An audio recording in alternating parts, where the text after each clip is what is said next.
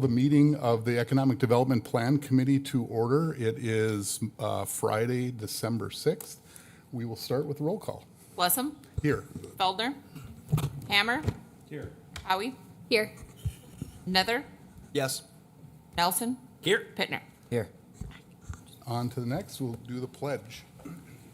I pledge allegiance To the flag of the United States of America and to the republic for which it stands, one nation, under God, indivisible, with liberty and justice for all.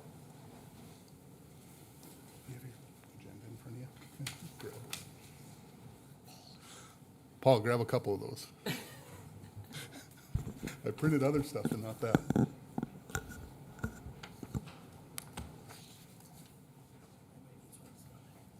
Hey, thanks, buddy. Okay, we'll move on to item 3, which is the approval of the minutes from the prior meeting.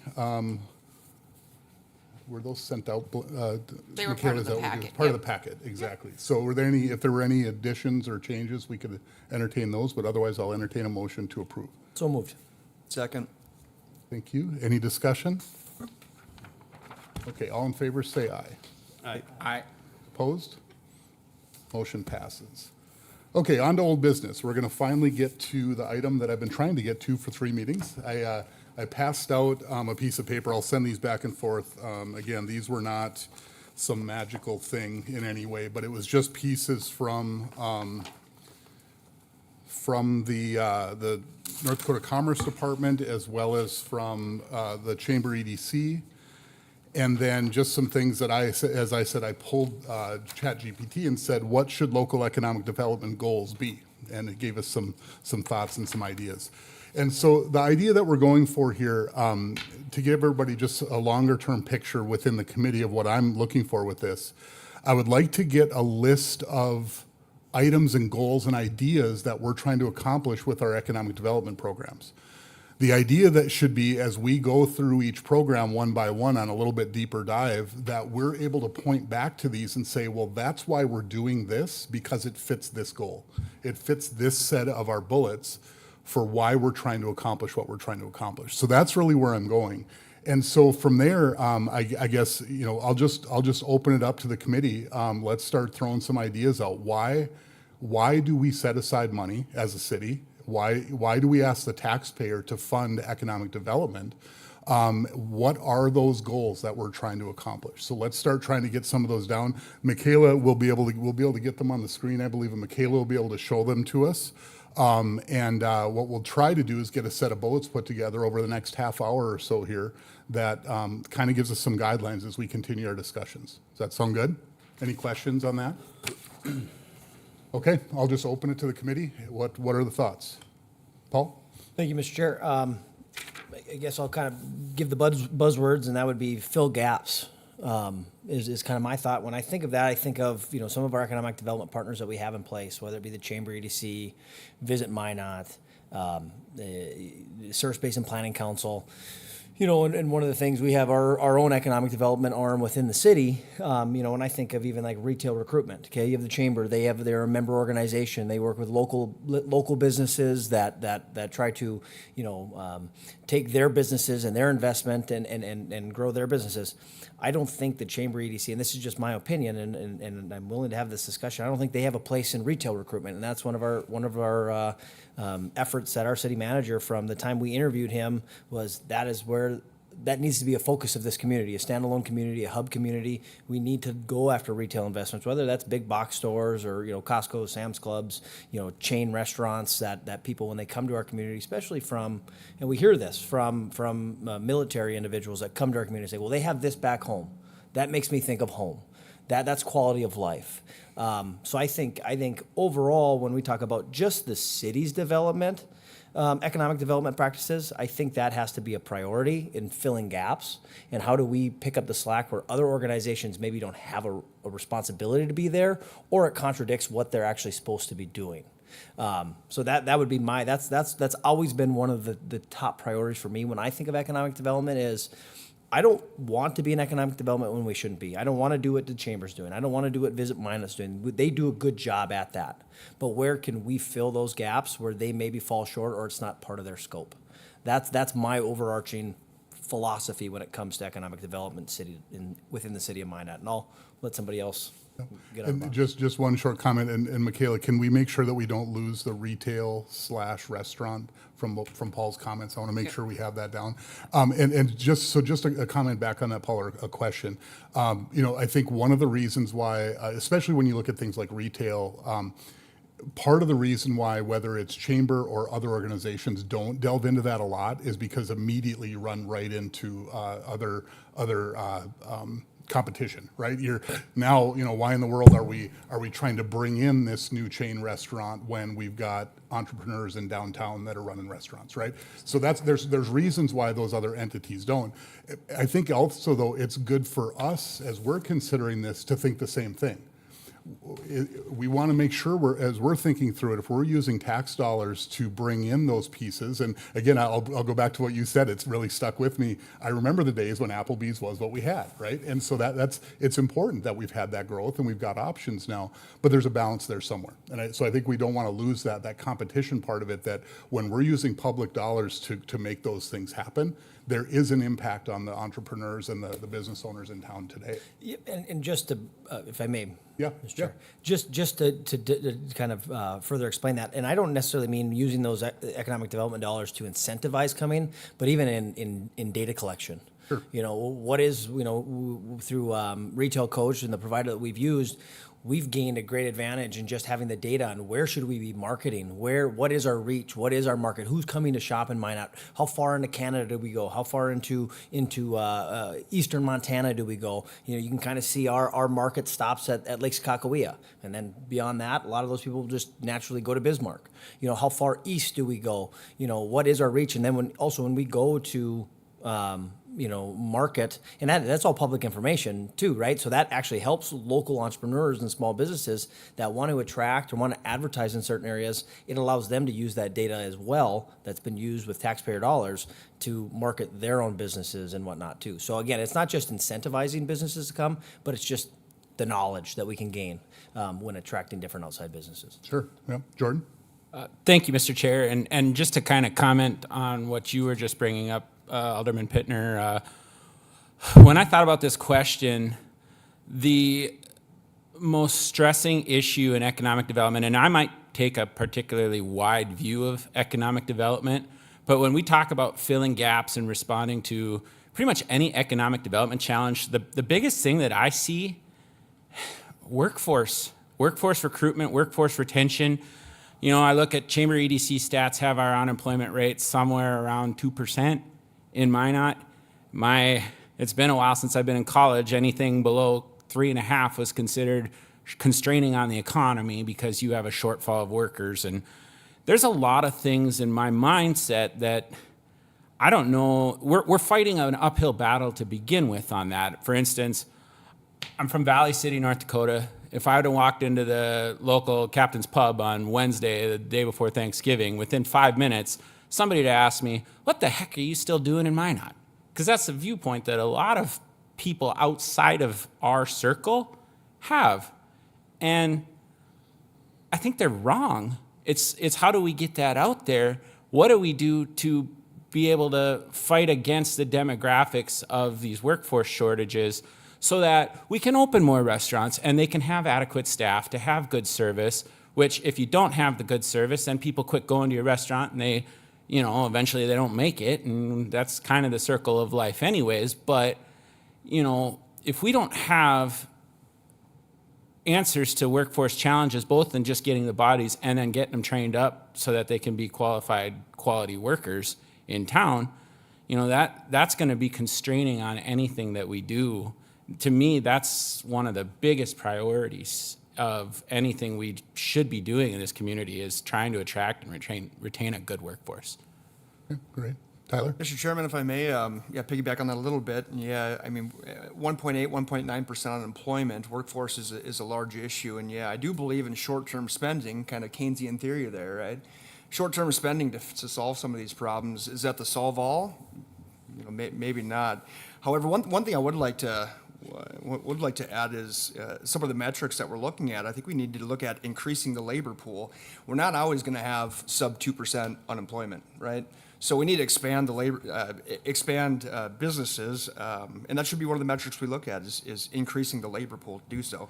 And all these things you listed, that we have listed here, absolutely, I had them jotted down. Increasing the tax base, all of those are fantastic metrics we should be looking into. Okay, great. Others? Okay, one of the things I'll throw out just for a little bit of discussion here is one that I've heard Harold talk about, and that's increasing discretionary spending. I think of all the things, as I look at these lists and as I've talked about all those, that sort of encompasses multiple pieces of that all at once. If people have more to spend, they can go to your business, Melinda. They can come to my business. They can go to the businesses in downtown, whatever that is. That is one for me that I really did grab onto.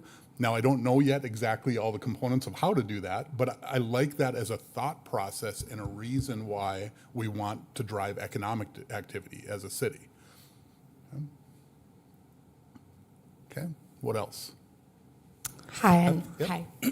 I apologize for running a little late today. Not a banker, marketer, communicator. So some of the metrics that I'm looking at and what I tried to compare when taking this question into consideration were cities of similar sizes and then the cities that are a little bit bigger than us that all my friends moved to and why they do that. And I think it's sort of a larger concept, but when I think about what economic success looks like in the communities comparable to ours in similar climates and in similar areas and demographics, it's the options.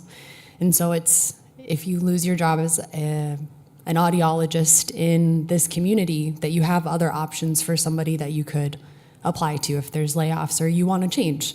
It's if there is opportunities for more teachers or opportunities for more marketers. Even in my peer group in this community, if one marketer or communications person moves, the rest of us just kind of follow suit and fill the gaps where they go. Instead of kind of having a competitive market, it's just kind of limited to what our size is. And so as a bigger concept and what everybody drives to Bismarck to shop for is different options. And that's kind of how I put that into my perspective anyway. Okay.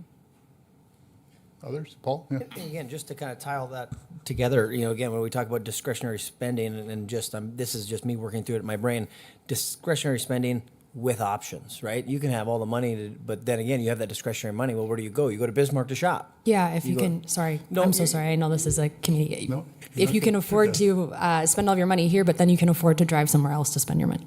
Right. And that's just it, and again, it's a double-edged sword. Now we have even options in flights. We can go to Orlando. We can go to, it's not just, your option is to either go to Bismarck for a weekend or go to Minneapolis for a weekend if you got a little extra money. You can hop on a plane and go to Arizona for cheap with a family of 6. Just about as cheap as it is to go to Minneapolis and spend it in a hotel room and get an Airbnb. So again, those options, we need to focus on the options here. And I think to that point, competition and cutting the red tape out and attracting local businesses, propping up entrepreneurship so that there is options for local consumers, discretionary spending, whether it's in shopping or experiences or whatever it might be. So. Yeah. And I think just to piggyback on that, one of the ones on the commerce list here is increase in business ownership and entrepreneurship. And in our world, we run an accounting office. Last week I helped 2 entrepreneurs start up new businesses. That's one of the services I offer. And new business starts to me feels like an important factor in all this. I mean, yeah, getting a new expansion of an existing business or a new chain, that's all cool, and they're going to do that based on the demographics, on the data, on all that stuff. But someone willing to put themselves out there and say, I've got an idea, I'm going to see if I can make this happen, that's to me what all this is about, right? And so, I think the big thing there is having the environment that makes that possible. Like you just said, Paul, it's making sure regulation is appropriate.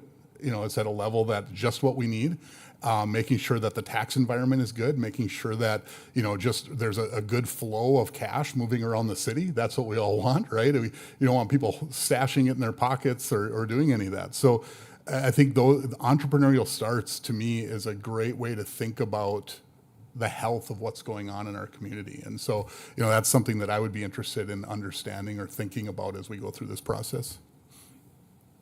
Okay. Harold? I guess the piece I would add, and it probably includes everything that everyone's talking about. So aside from just increasing the discretionary income, I think one of our major objectives should be strengthening our position as a regional draw, right? Because that's going to take care of people who have that discretionary income going and spending that in other communities. But it's also going to draw some that maybe instead of driving to Bismarck, they're going to drive to Minot to spend their money. So it's what pieces do we put in place that increases that regional strength, that they can get what they need here and that they want to get their goods and their services here. So that money stays and recycles and continues to benefit our community for the foreseeable future. And I would agree, it won't do any good to increase discretionary income if you don't have the strength to retain it within your community. Again, Mr. Chair, just thinking I'm just kind of word vomiting as we think through this stuff. You know, in my brain, you kind of break it down into these blue chip investments, right? What brings people to a community? Healthcare, right? If someone can get good healthcare here, we have a state-of-the-art facility and a hospital, people will come here. They don't feel the need to go to Bismarck. If we didn't have that, it might be the other way around. You know, when you talk about, a state university, people come here for the state university, the athletics, the environment for that. You got a healthy, vibrant downtown that's picking up traction and from the governor's initiatives and whatnot. And you're starting to see that draw people. What are these things? And then what are the secondary investments? The variety of chain restaurants. Sure, that's great. Like you say, they make it based off of demographics, but it's also the variety of the local businesses, the local influences that you hear, the little bits of history. So again, I'm just word vomiting, but again, looking at these blue chip investments and to City Manager Stewart's point, again, and to drop back to filling gaps, what investments, what things do we need to bring or implement into our community that fill those gaps for people, to draw people in, to retain them, or to pull people from Devil's Lake to come here instead of going to Bismarck. So again, just putting it all out there. Yep. Others to add? One other thing that I'll add shortly, in the, sort of my opening remarks on starting the committee, one of the things that I threw out that I want to reiterate again, and I want everybody to keep in mind is, thinking again of that single mom with a couple kids, and when she buys her kids school clothes and a bunch of her food and all those pieces, those tax dollars are going into our economic development coffers to try to make this a better place. So that's one of the reasons why in my mind, I'm grabbing onto this discretionary income or spending idea, because if she made a little more, if her wages were a little better, she got a promotion, she moved into another job, that's where that stuff comes from. And now she can do a few more of those things. And so, I guess wages is something that's important. Now, the flip side of that is, as a small business owner, as many small business owners, wages getting out of hand can hurt us really quickly. I think we all saw that as the oil boom really took off. I was talking to somebody earlier this week about the idea that, before the oil boom, we had tons and tons of administrative staff across this city that were fabulous at what they did. They worked at front desks, they did AR, they worked, with customers, they took care of things. And we were able to pay them, say $12, $15, $16 an hour, and that was a really good wage for what they were doing. Suddenly the oil boom takes off, and that entire sect of the economy gets sucked away, getting paid $25 to $30 an hour. And now everybody's struggling and everybody's having a hard time, back to Jordan's point on workforce. That is the issue, and it still hasn't alleviated today. It's still not gone. It's right where we were even in those days, and it's what, 15, 18 years later now. Jordan. And Mr. Chairman, just to, reiterate on that, I mean, I'm the CFO of a business in town, and I mean, my shareholders hear it from me all the time. I mean, you go to McDonald's, you go to Taco Bell, you go to any of those, you're ordering at a kiosk now. And we've got video teller innovation and things like that where, as things keep getting more expensive on the wage side because of lack of workforce. And I don't want to depress wages. I'd like to be able to promote people and build people up that way. But as those entry-level wages get crazy, businesses are going to look towards reducing headcount and finding automated solutions because you don't have to pay them as much. I mean, they're cheaper, and that is what it is. But I think we're getting to that point where, I mean, you see it in food service, and I mean, I've been places where there's robots that clean up tables at restaurants and things like that. I think we're going to see more of that, and we probably were going to see more of it anyways. But, without being able to hire quality help, even no matter what you could pay, we'll see more of it. Yeah. Anything else to add from anyone? Okay, so if you guys can all take a look at what we've got in front of us, this is a set now of bullets that Michaela's put together for us. So again, back to the point that I was making, what I would like us to do now is we step through the programs and we talk about them individually, and we talk about whether it's tweaks or, whether it should be there or exist in the first place. I'd like us to be revisiting this and coming back to this and saying, okay, where does this fit? Is it driving workforce? Is it driving new business startups? What is it meant to do? Because I think that that's going to give us the best chance to have our minds straight as we're making decisions on what recommendations might go back to council. Okay, does that sound good? Mr. Chairman? Yeah. Might I have a point of clarification? Sure. So when you talk about, each one of these programs and should we be doing it and should we not be doing it, how granular do you want your recommendation back to council to be? Do you want us to be sticking a dollar amount to each one of these, or how granular No, do you want? not quite. I guess my perspective on it would be, and I'll just use an example. So let's say when we get to the point where we're going to talk about the Renaissance Zone program, okay? Sure. That's a program set up in state law. So whether it's available or not is not up to us. That's a state law question. But its participation is completely, it's not up to us, but it is up to council, right? So council could make a decision there. My thought wouldn't be that we would necessarily say, hey, get rid of it, or that, we should do this or make these changes to these zones. But there's a thought process that goes with it. And what I would love is a set of bullets that says to council, you know what, we think this is valuable for these reasons. And when this sort of idea is met, it may not be as important anymore. Or, we need to keep going because there's blocks that aren't covered yet, or whatever that is, right? We've made adjustments to the Renaissance Zone. We've got an island now on North Hill. We're working through properties up there.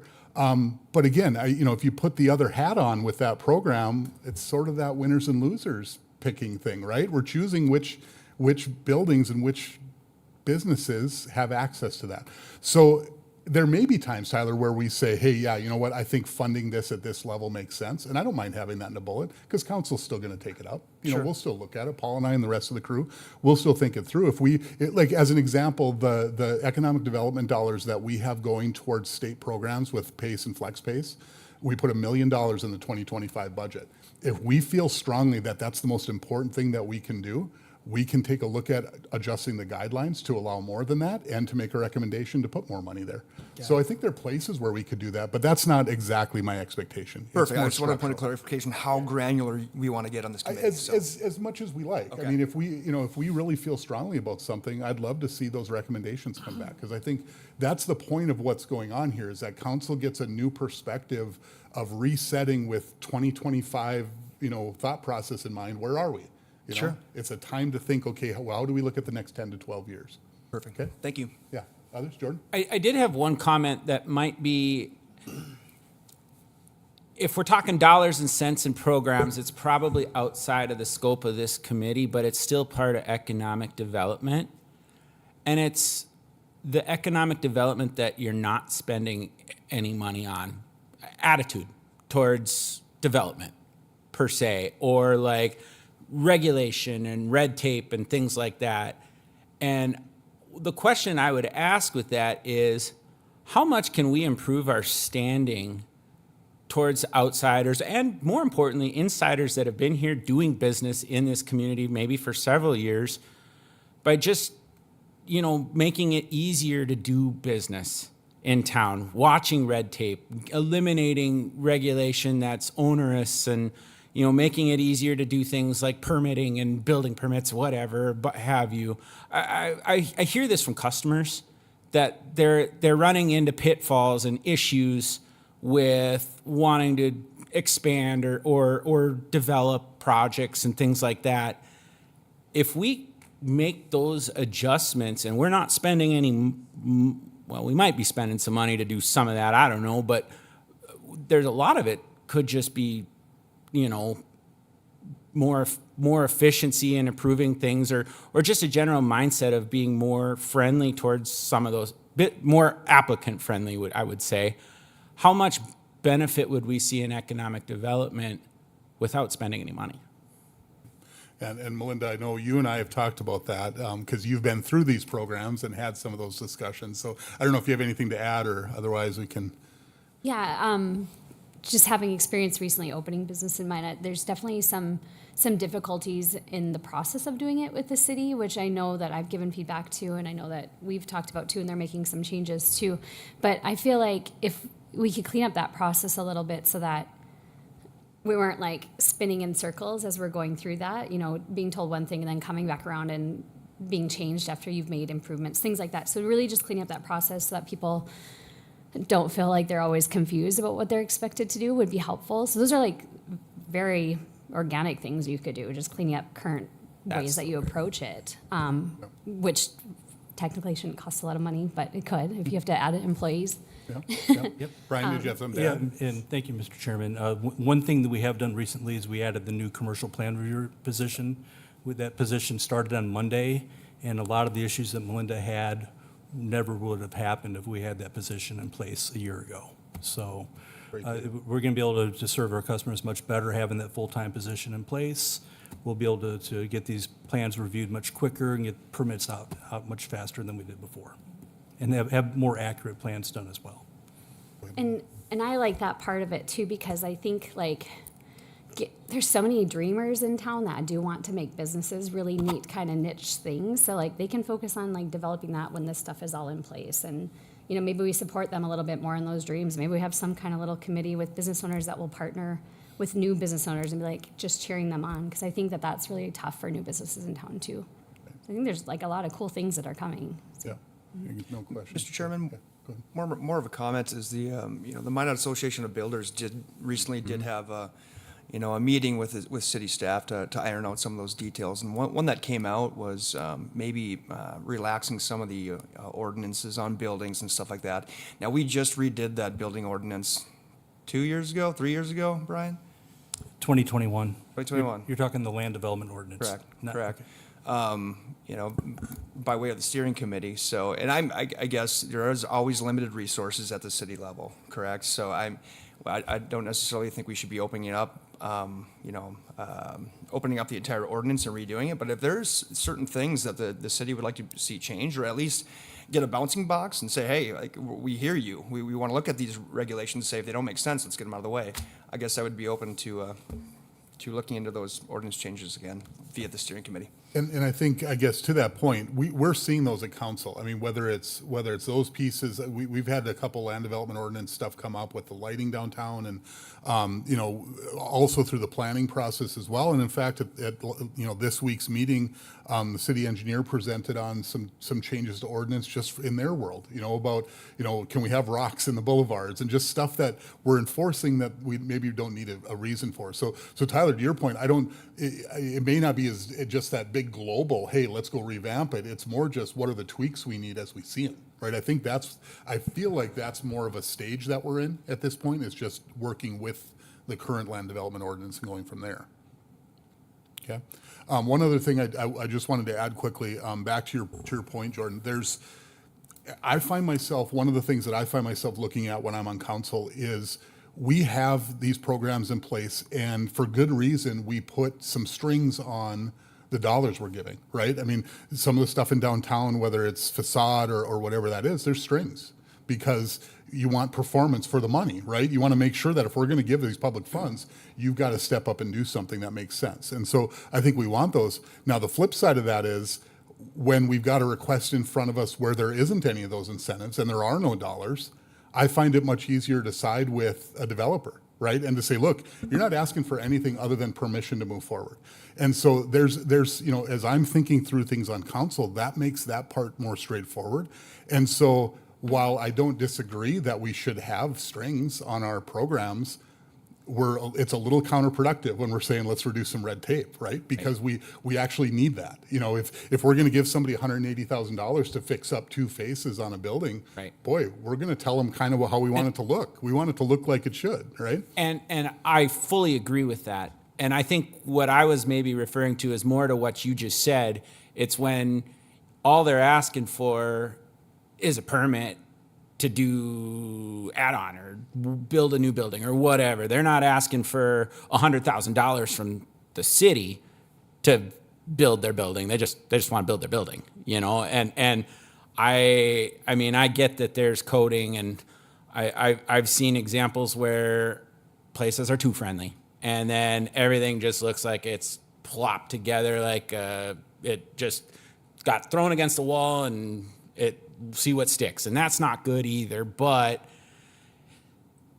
if we can do those things that give us a friendlier reputation, I liked your word organic, that, you know, rather than make it extremely onerous for a business to get started and then throw them $100,000 grant or forgivable loan or whatever, I'd rather we just make it easier for them to get started, and we maybe don't have to give any kind of incentives to get businesses to come here. They just come because they want to. Right, exactly. Melinda?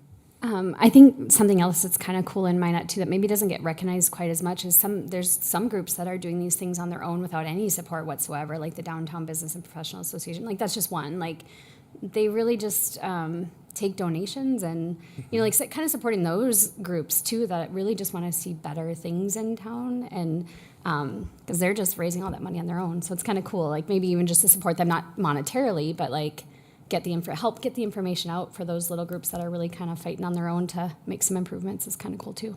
Yep. Okay. All right. Well, good. That hit us right on the half hour.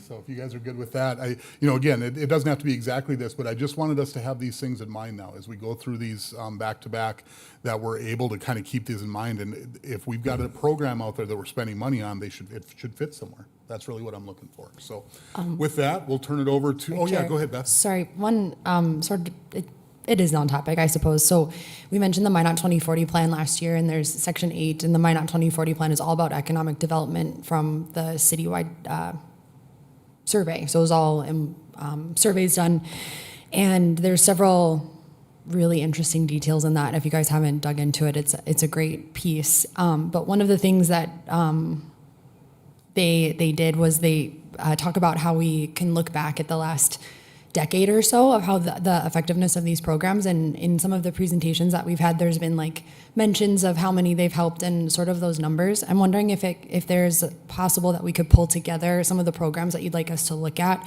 and talk about specific numbers, and some of them are tough for ROI to kind of compare apples to apples, but if there is maybe some numbers behind that we can look at, because I know we're looking forward to the next 10 to 15 years, but if we could look back, specifically I'm thinking, TIF projects, which are pretty new, can we actually look at what the number difference is that compared before and after?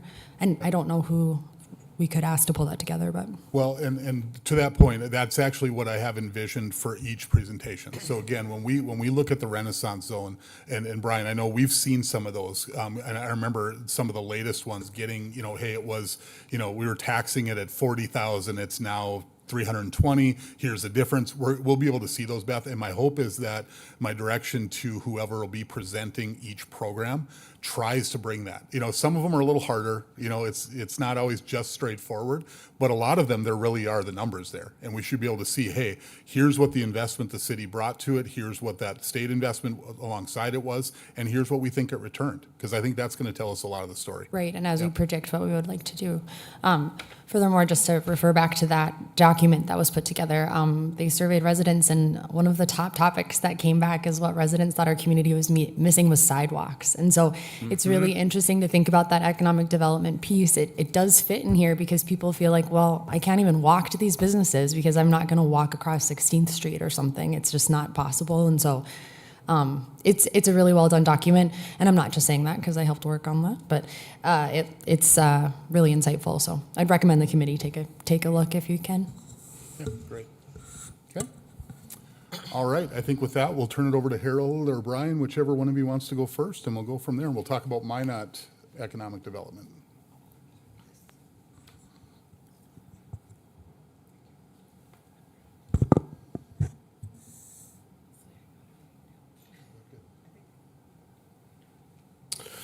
All right, good afternoon. So looking forward to presenting a little bit. Before I get too far into this, I want to give a couple of precursors and caveats. So this is, what I'm presenting today is going to be a bigger picture, like 100,000 foot view based off of my experience, what goes into the economic development approach of a community. What are the principles, what are the factors that are usually present? And looking, this comes from, let's see, I've worked for communities in, I think, 6 different states at this point, and have been involved in economic development. And some of this comes from working side by side with economic development partners, chambers, economic development corporations, economic development professionals from utilities, state offices, all those kinds of things over the years. And these are some of the common principles that I have observed over the years that I think play a major role in economic development and how we look at economic development. So this is economic development according to Harold Stewart. Not necessarily that you're going to find a book that outlines, although you can probably find books that outline pieces of this. But this is meant to be kind of an executive summary, big picture look at everything. And then Brian's going to talk more specifically about some of the economic development programs that we as the city provide going forward. So I'll also give the caveat that if any of you happen to be paying attention, when I first came in as the city manager, I gave a similar presentation to the council in May of 2021.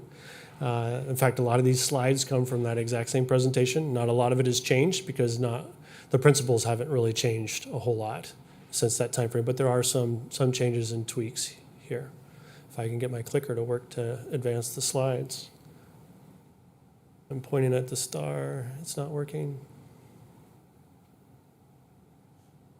Jennifer, is she in the back? Okay. So the first one is defining, and this is kind of what you've been working on already here this afternoon, is what is economic development? What does it mean for the community? And here's a general definition that I use to operate off of, and a lot can incorporate in here, and that's in improving the economic well-being and quality of life of the community by means of targeted goals and objectives.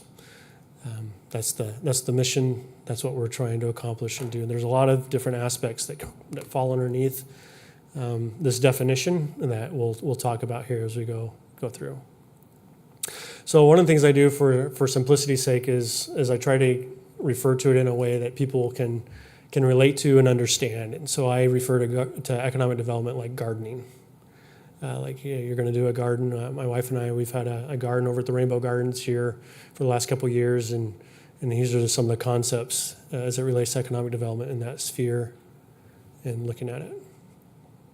Next slide, please. There we go. So in essence, what we're trying to do with economic development, and again, you've kind of talked a little bit about this here this afternoon, is we're trying to retain and expand existing businesses. We're trying to attract new business. We're trying to help new businesses start through entrepreneurship and those kinds of things. We want to boost tourism, and to drive all of that, we need a workforce to be able to help accomplish that, workforce development, which we've been talking and focusing on. And I'll walk through each of these a little bit more specifically as we go. So we talk about growing. Let's talk about the plants that are already thriving within our community, and how do we help them continue to succeed and grow.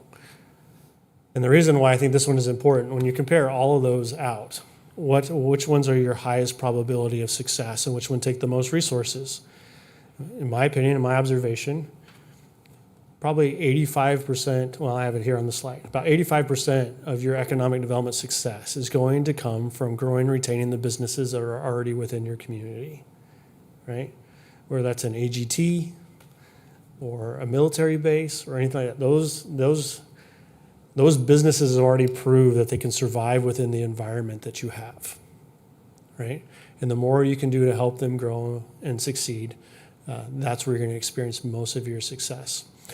So what do some communities do to help with this area? A big one is business retention and expansion visits. This is going on a regular basis with a set interview criteria of looking at and hearing from them what the strengths and weaknesses are of their business in your community. And then take those and use that to make changes and investments that help them to continue to grow and be successful.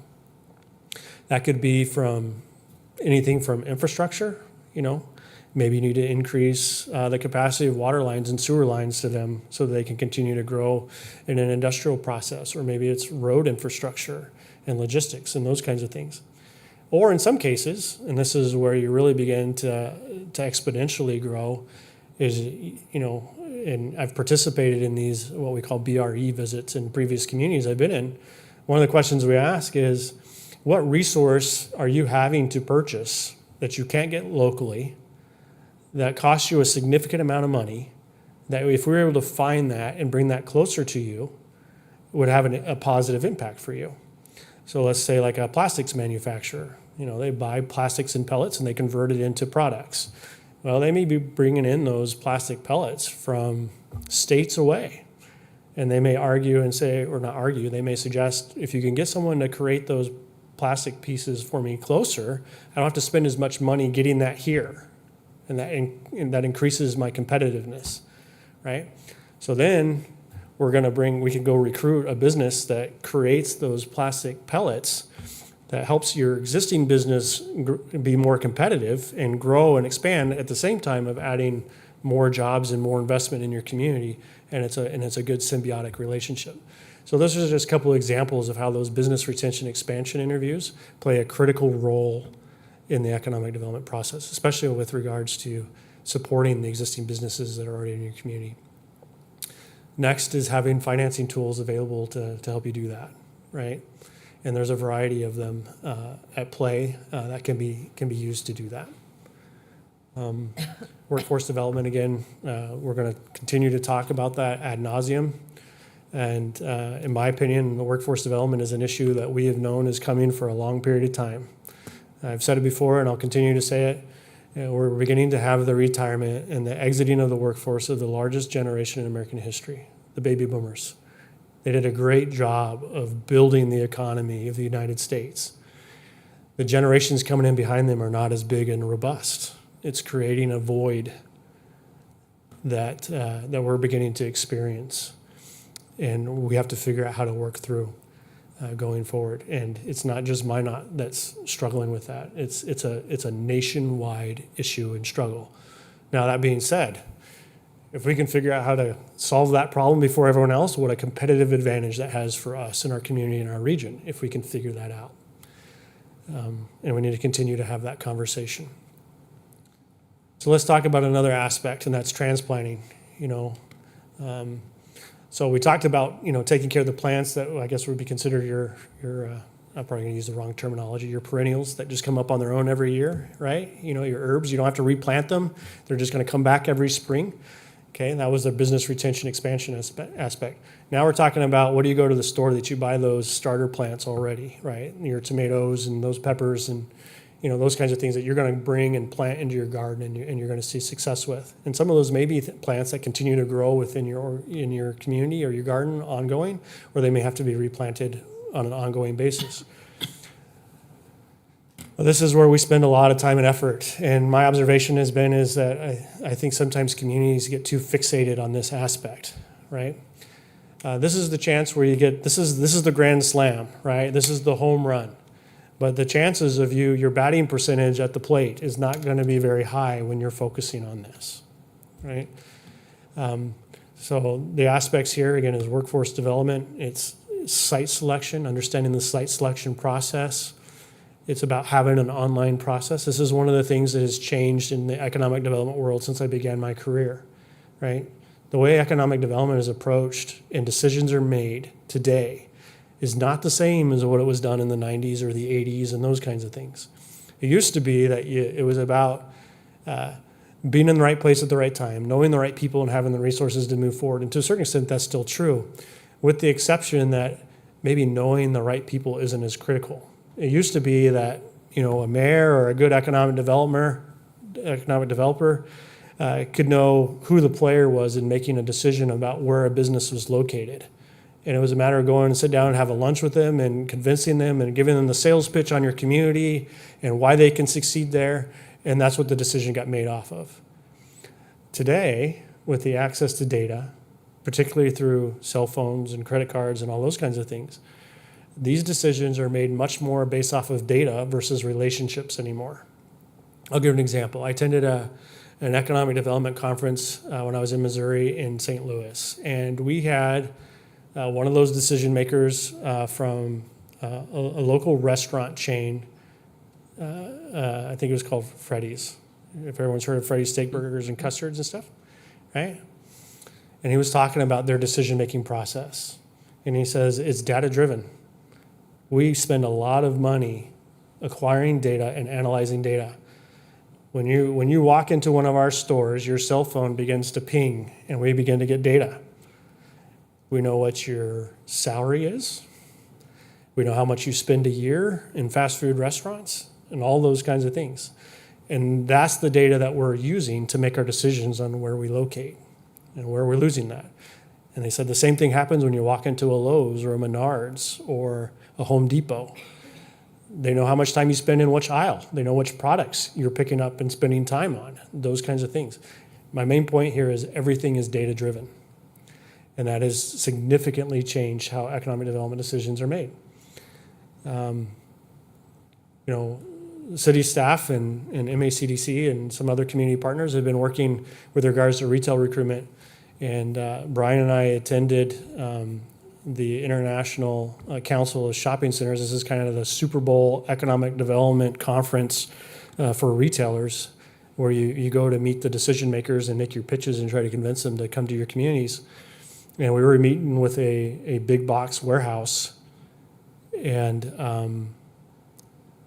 again, and as we followed through with that, and we try to kind of revert back to that old process, right, of let us have a meeting with you, let us get in a room with you and talk to you as decision makers and see if we can convince you to change your mind. And it was an emphatic, you're wasting your time. An emphatic wasting your time. We even volunteered, like, we'll go to Chicago and meet with you and representatives of this company, and we'll bring our hospital CEO, we'll bring our mayor, we'll bring all of us, and we want a time in the room. And they said, well, you can do that, but you're wasting your time because you're not going to convince us to change our mind from the data that we're looking at and our analysis. We spend a lot of money on the analyzation of that. You're not going to convince us to change our mind on that. Right? And that's been one of the significant shifts when it comes to this. But speaking, that's a long-winded setup for the importance of online presence. Online is one of the areas that they get that data. It used to be, again, that they didn't have any resource to find out that information about your community, and it would be a phone call, right? Or they would schedule a meeting to come in person and meet with community leaders and constituents to gather that information that was part of their decision-making process. Now they do it all online. And if you don't have that presence online, you're out of the game from the very get-go. You don't even make it on the board. And so that's one of the things that we've been focusing on here going forward, is making sure that that data and that information is online. Because by the time they pick up the phone and start talking to you at your community level, they've already done 75-80% of their analysis by the time they get to that point. So that online presence is critical, and then to make sure that that data is up to date and kept fresh on an ongoing basis is critical. The other thing here that I've seen that has shifted over the years is a focus on quality of life. Back in the 80s and 90s, it was all about profit, right? How can we be competitive? Where can we go to cut utility costs? And as long as there's a workforce available for me and that workforce is affordable, anywhere I can gain an advantage to create quality of output and make profit, those are the main factors of making the decision on where we locate. But increasingly, more and more, what's becoming more important now is also the quality of life that a community provides. And even the military, the Air Force, has shifted with this over the years significantly, because it's becoming an issue about whether or not they can have quality employees work for them. Okay, so even the military, who can dictate where you're going to go and where you're going to live, even they are finding that control isn't there anymore. Because if they get assigned to somewhere that someone doesn't want to work, what do? They exit the military. And they're not a resource anymore. They're not in the workforce, right? And so quality of life is a major component of a community. And some of that is going to be balanced between, and we hear this all the time, this is another dichotomy that I see in economic development, and that is local business versus national big box brands. And I think too often we swing that argument too far one to the other. My opinion is it has to be a balance of both, right? You have to have both. When, in a university town or a military town, they're used to those national big box brands, and for them that's a quality of life piece, right? How often do we hear we need a Chick-fil-A or we need a Costco or we need a Sam's Club, those kinds of things? And Trinity will probably be the first one to come and tell you that they have a hard time recruiting doctors and nurses in because we don't provide the quality of life from an economic standpoint that they expect. Doctors make a lot of money. Maybe their significant others like to shop a lot. And if there's nowhere to go shop and spend money, they don't want to come be in the community because that's a quality of life aspect for them, right? And so it has to be a balance of that because you also, with your local businesses, your locally owned businesses that aren't national chains, that's what creates your character. That's what makes you unique. That's what creates your identity. When I was in college, I sat on a group that did a study with regards to what helps downtowns be vital versus communities that the downtown is struggling and dying. And one of the key aspects and we researched mainly major university towns specifically, but why is a downtown in Fort Collins, Colorado thriving, whereas a downtown in Oklahoma, both major university towns, why is the one in Oklahoma dying, right?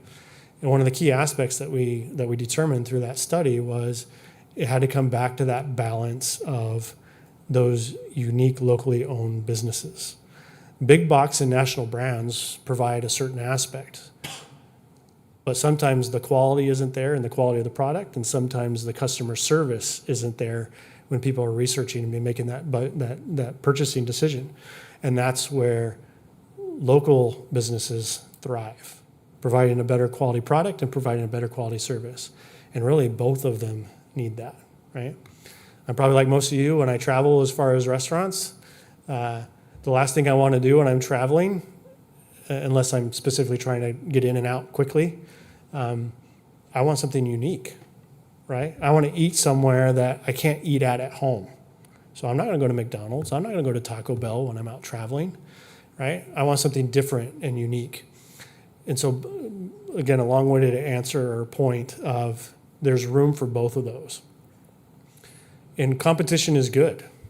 In a previous life, I was a general manager of a Sonic, and right across the street from me was a Dairy Queen. I can tell you, one of my main goals, one of my main drivers was to shut down the Dairy Queen, okay? And, the interesting thing is I wasn't successful in that. But what it did is it drove both businesses to be better. We both had to provide quality product. We both had to provide quality service. And it lifted both of us up at the same time as we competed. Now, the owner of Dairy Queen said I came really close to closing him. What I couldn't compete on was ice cream, right? And their ice cream kept them afloat. But my main point being is that competition is also good. So you need to have uniqueness. There's a balance for locally owned businesses and character, but there's also a place for those national brands that are becoming quality of life issues. And they're both parts of the quality of life. So it isn't an all one or the other is my main point here.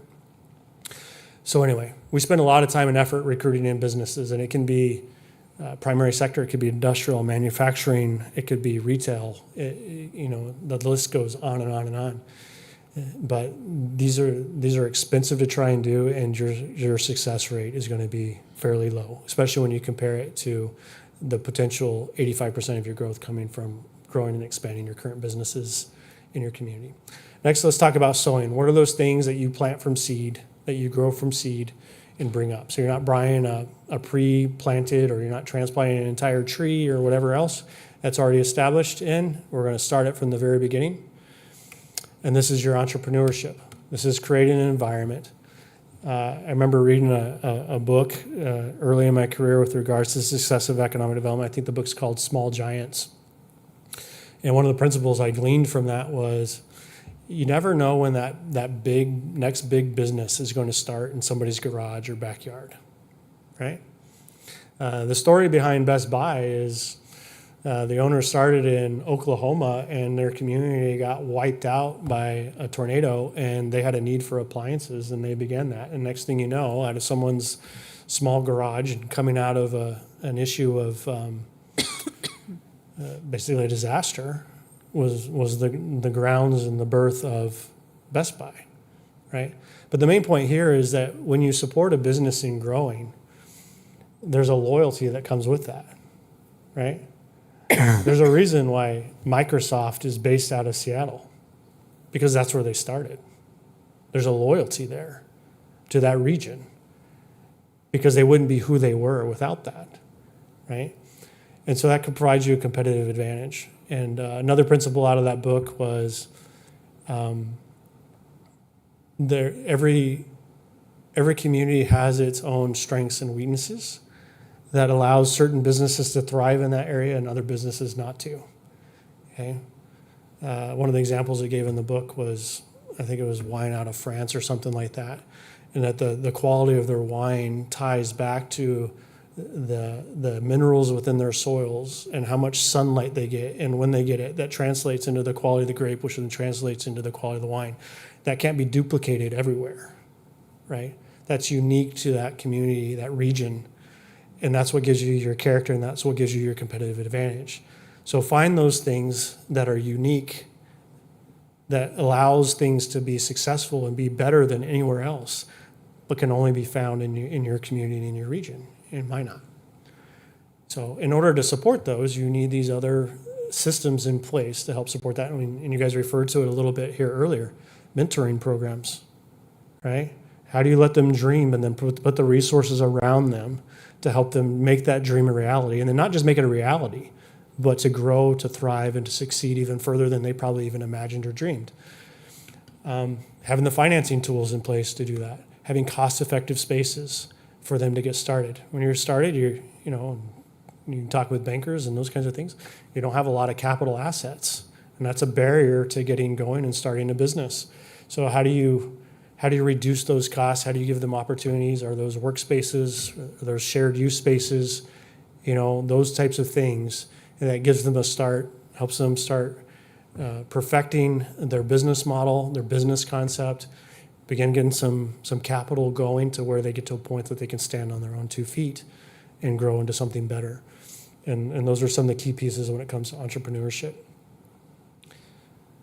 Actually, as I was sitting here listening, talking, I thought of a change to this slide, and I'll add it here in a minute. But really, we look at economic development as 2 specific categories. That's being primary sector, your industrial manufacturing. That's one that basically you're importing wealth into your community. You're creating jobs. You're creating investment in big, significant ways with regards to that. That's your AGTs or 3Ms, Hormel, those big types of plants that come in and are doing things. That's what you're looking for in the primary sector. Retail recruitment is the other side. And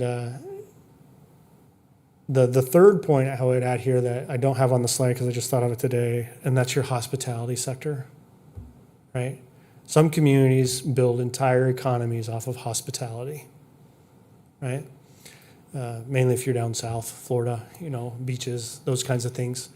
But again, going back to that concept that I talked about earlier, why are they able to do that? It's because they have something that's unique to them that people are willing to travel for, right? It's going to be difficult for us to create a beach in Minot, North Dakota that everyone wants to come hang out on. You might get a couple months a year that people are willing to do that versus a Florida or a California that it's almost a year-round draw for them. That's their competitive advantage that we don't have until we figure out how to make cooler temperatures and cold fun desirable. We have to figure out how to use that to our competitive advantage. But anyway, my main point being hospitality, quality of your hotels, quality of your restaurants, destination venues, those kinds of things are all add in into this.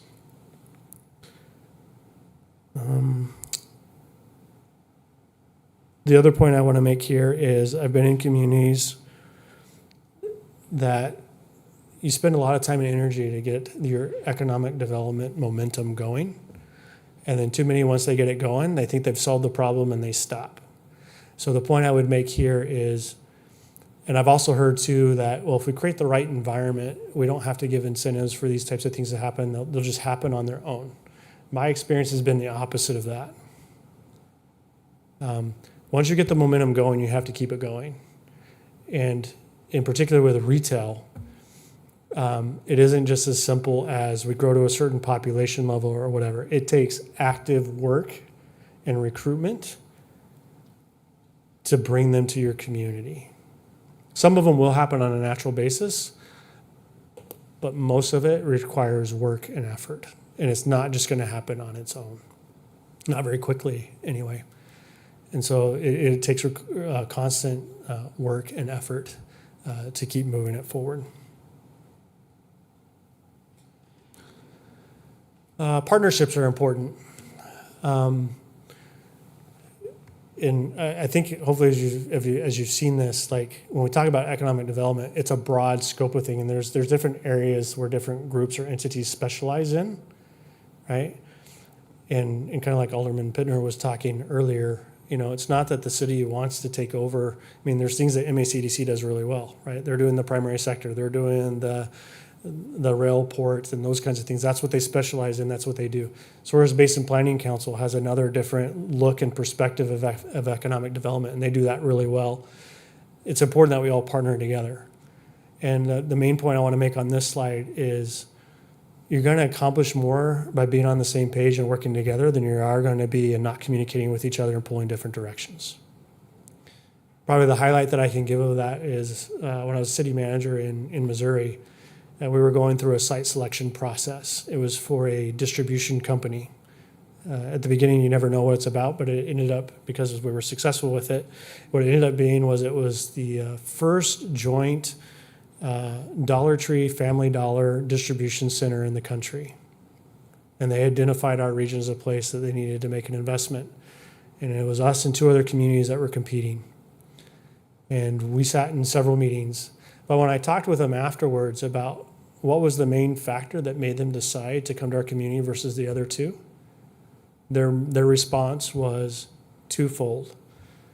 But the main one being that it was obvious to them that all the entities in Warrensburg were on the same page and pulling the same direction, which they didn't see in the other communities, which translated to the second aspect, that when they were in their room and they were making their decision of where to go and there was differences of opinion, the CEO of the company said, which community is it that you want to be in the next 5, 10, 15, 20 years?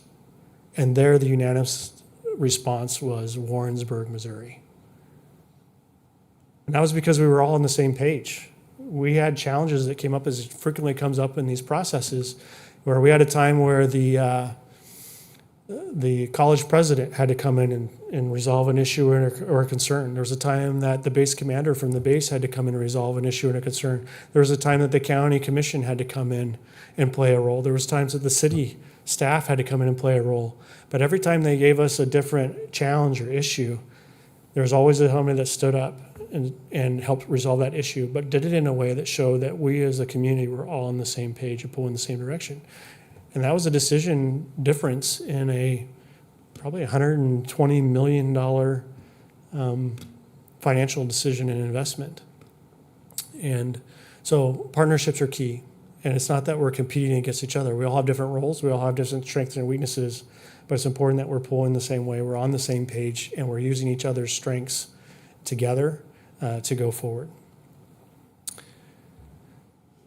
Ways to improve your economic development climate: deliver services promptly, help solve issues, and be responsive. Be quick. You know, I was just in a meeting today talking about a project, and you know, that window of opportunity only happens so quick. You only have so much time. You have to be ready. And if you're not ready, by the time that phone rings, your chances of success go down considerably in pulling them in because they're not going to wait. In fact, I tell people all the time, so understanding the site selection process, that process isn't designed to help winnow down and identify you as a community as the best place to work. It's actually the opposite. They go through a process looking for excuses to kick you out of the process intentionally. Okay? It's survival of the fittest. It's not who gives the best story. It's survival of the fittest. And they intentionally try to find ways to kick a community out of the site selection process. And site selector professionals that are contracted with companies to help their clients make those decisions will tell you exactly that, because that's where I got it from. So it's important that you're responsive. It's important that you already have the data in place, right? Having them call and say, we're interested in this piece of property. What's your capacity for water lines and sewer lines there? How big of a line can I get in there? How much electricity can I get at this location? They're not going to wait 2 months for you to figure that out. They want that answer in probably less than 48 hours, probably 24 hours, right? So you have to be ready. Deliver services promptly. We kind of talked a little bit about this, the process that you go through the city and pulling permits and those kinds of things. Those are critical, right? Those are critical.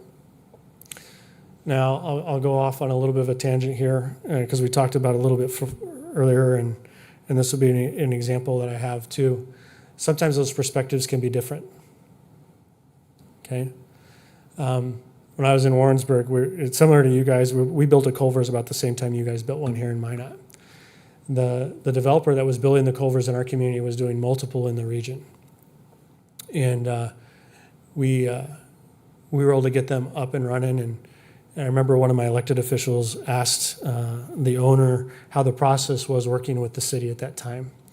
And he said, it's phenomenal. He said, let me give you an example. He said, we've been trying to build multiple culver's, and we've been trying to build one in a neighboring community, which is a suburb of Kansas City. We started the process with them at the same time that we started within your community in Warrensburg. And here we are today. We're doing the grand opening and the ribbon cutting of our business here in Warrensburg, and we haven't even pulled the permits yet from the other community, right? So glowing reviews for our community.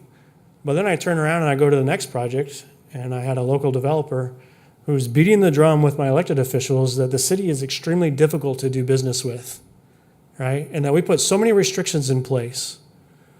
And they talk to everybody, and everybody says the same thing, that the city and their processes and their ordinances are all overly restrictive, and they're out of control, and they need to be reined in.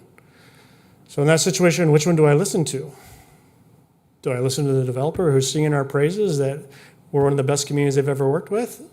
Or do I listen to the other one that says that we're overly restrictive?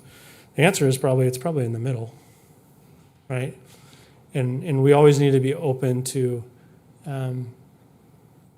trying to get through those processes as quickly as possible.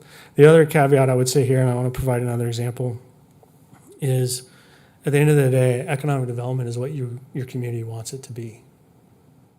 Right? And there are some aspects that you may or may not want to require that another community may handle differently.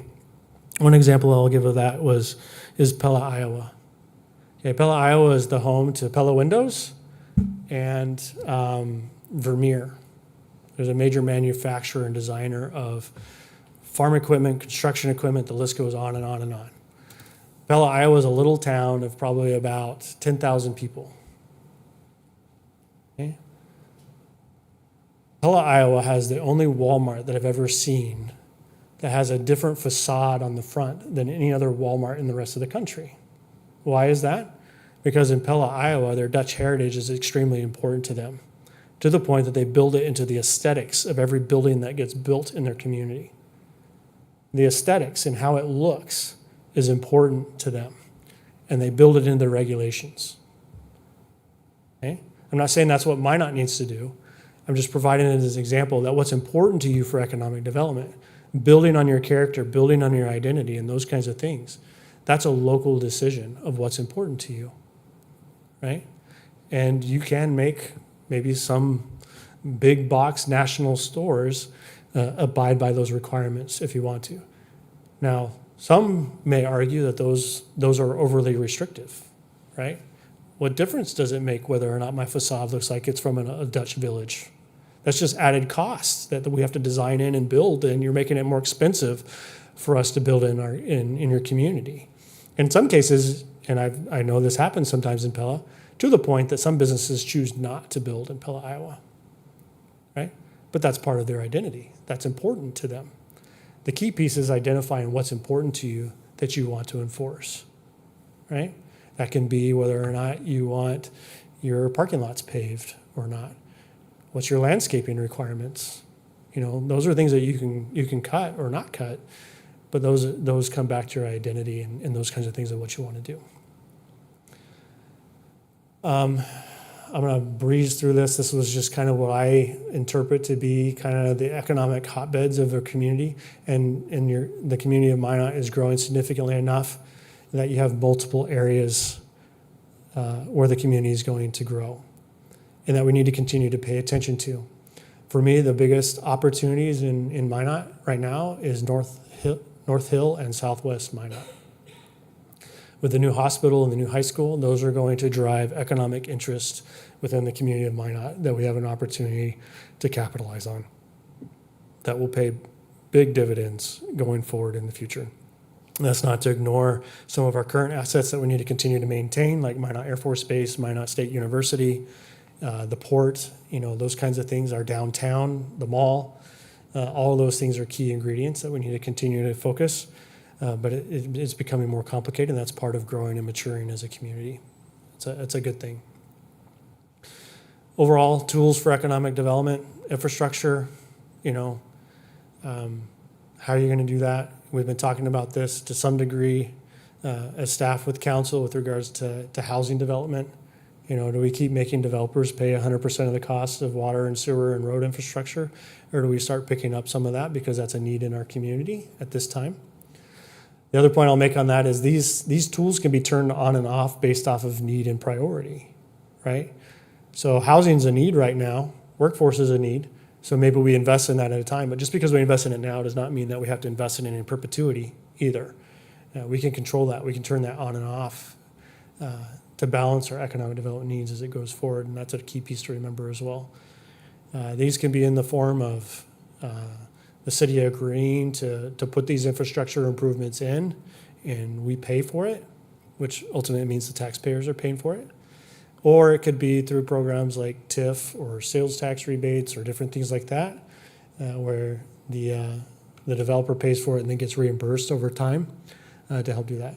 The key point I'll make here with regards to economic development tools is they have to make sense, right? You have to do your analysis on those. I've seen communities that are so desperate for growth and economic development that they throw everything, including the kitchen sink, at it. I'm not typically one of those. I think it needs to make sense. You have to know what the breaking point is that that return on investment is worthwhile. Anything over and above that, I have a hard time recommending.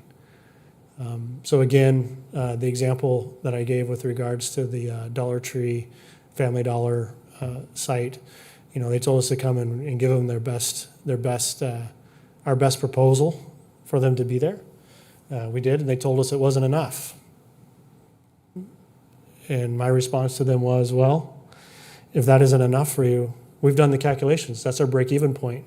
Anything over and above that, the citizens of our community will be paying more for you to be here than they get back in return for that investment. And I have a hard time advising for that. You asked us to give you our best alternative. This is our best proposal. Community down the highway is in the process of recruiting a steel plant, and they threw everything at it. Every tax incentive they could to the max, they threw at it. And now they're having struggles in absorbing the challenges and benefits that brings to their community without any additional revenue coming to their community to help support those services that they have to provide. There's a time and a place to do that and to help incentivize that. But at the end of the day, it has to net a positive for the community or it's not worth the investment. And sometimes that means you have to say no. There's a lot of people uncomfortable in the room when I responded that way to Dollar Tree and Family Dollar. Like, well, maybe we can add some more to it. But at the end of the day, that's also one of the things that gained their respect with us as a community, that we had done our homework and that we gave that response. And while people were afraid they were going to walk away, and they didn't. They knew that we'd done our homework. We gave them our best effort. We gave them our best solution. And that was enough. They can make that work. Anyway, another aspect here is good planning in neighborhoods, walkability. This is quality of life issues, you know. And I'm not speaking for or against a future voting measure, but this is the reason why paying attention to your quality of your parks infrastructure is important, right? This is also why sidewalks are important. This is why quality of roads are important. All those types of things come into play when it comes to these economic development decisions and success. Controlling costs where you can. You know, I've been in communities where we've talked about selling out some city services, right? And we could even do that here in Minot, right? We run a landfill. You know, we run water services and sewer services. I can give you tons of models where cities don't do that. That's contracted out, right? Or it's turned over to the private sector and they provide that. But in most of those communities, the reason why they've continued to provide that service is because that helps them control the cost. You know, we had a proposal in Missouri for someone to come in and take over doing, what was it? I think it was water services. And they told us, literally, as soon as you turn this over to us, we're going to triple the rates. Because financially we can't make it work. So we retained it. One of the main drivers for us retaining that service is because we didn't want our community to experience that. We didn't want the negative consequences that came with the increase of those utilities, because that made us uncompetitive in the economic development environment and in the livability of our community. So we continue to move forward. It would have been easy to just sell it out and use that money to pay off some bonds and get rid of some financial obligations and those kinds of things. But it had a major qualitative impact on our community that we weren't willing to do. So, and all those quality of life aspects come into play. Parks, schools, events, identity, character, retail, all those types of things are all pieces you need to pay attention to going forward. Some other additional good growing conditions, again, having an online presence, having that information quickly available, accurate, up to date, easily navigatable, easily findable, all those kinds of things are important. Lowering costs, you know, balancing the tax burden and attracting businesses with good government. Some of the big issues that I see in a lot of communities is land costs, right? We had this problem in Iowa. Everyone felt that they were sitting on a gold mine. And anytime someone came in and showed any interest in purchasing land to develop on, all of a sudden we're tying a price point to that, like they're buying commercial space in downtown Chicago, right? Now, to a certain extent, the city may not have a lot of control on what those land costs are, but there are some communities that get really aggressive on that, and they purchase land and they help monitor and control those prices so that development can occur. Financing tools, again, TIF, sales tax rebates, different things like that. Some of that's controlled and limited by what state law gives you as authority to be able to do or not do. Grants is another one. This is why we have facade improvement grants. We participate in Renaissance Zone, those kinds of things that Brian will talk about here in a minute. Taxes and abatements, that kind of stuff. Training is another one. Be responsive, have workforce quality and availability, which is, again, I'm not going to beat that one anymore. That's something that we're all talking about all over the place. Another piece here I would say is understand your competition. You're always competing against the next community, the next state over, any of those. I already made this point earlier, so I won't talk about it here much more, but strengthening Minot's position as a regional hub, where our citizens can get what they need and their goods and their services here without having to travel somewhere else, and also strengthening our ability to draw our neighbors in to come and spend their discretionary income within our community. And the last thing we want to do is be a gas stop for Canadians on their way to Bismarck. We want them to come to Minot to spend their money and not just keep going on through us. So we need to strengthen our regional posture if we're going to continue to grow and mature. A couple other key highlights here with regards to economic development. You're either growing or you're dying. Okay, sometimes I refer to this as you're paddling a canoe upriver, up current. As soon as you stop paddling, you're going backwards. There is no standstill. And even to stand still, to maintain the same spot, takes effort to maintain that position. And it takes even more effort to gain position. So you're either growing or you're dying. Not everything is directly economic development, but does have an impact on your economic development. Prioritize leveraging investment.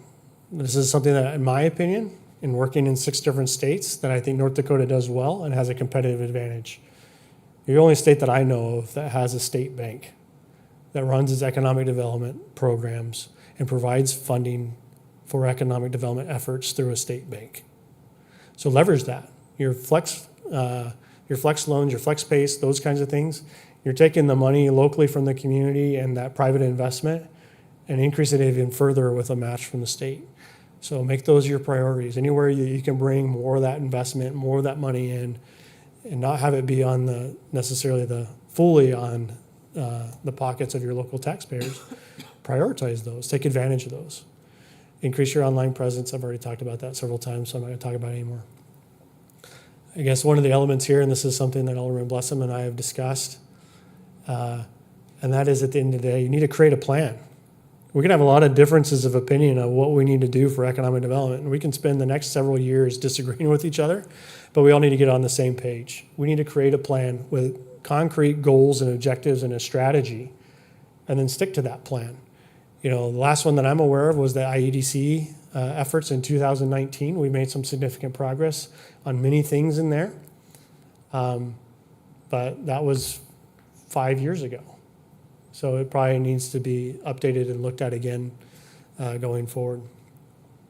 Another element here that I recommend is an ongoing regular economic development summit or retreat where we bring in all of our community partners and those kinds of things, and we have a comprehensive economic development conversation. What roles are we playing? What's our strengths or our weaknesses? What are those gaps that we're still missing? And then let's build that into our plan and how we're going to have measurable goals to accomplish that, to move our community forward. And again, kind of like I talked about with incentives earlier, turning on and off those incentives to accomplish those goals.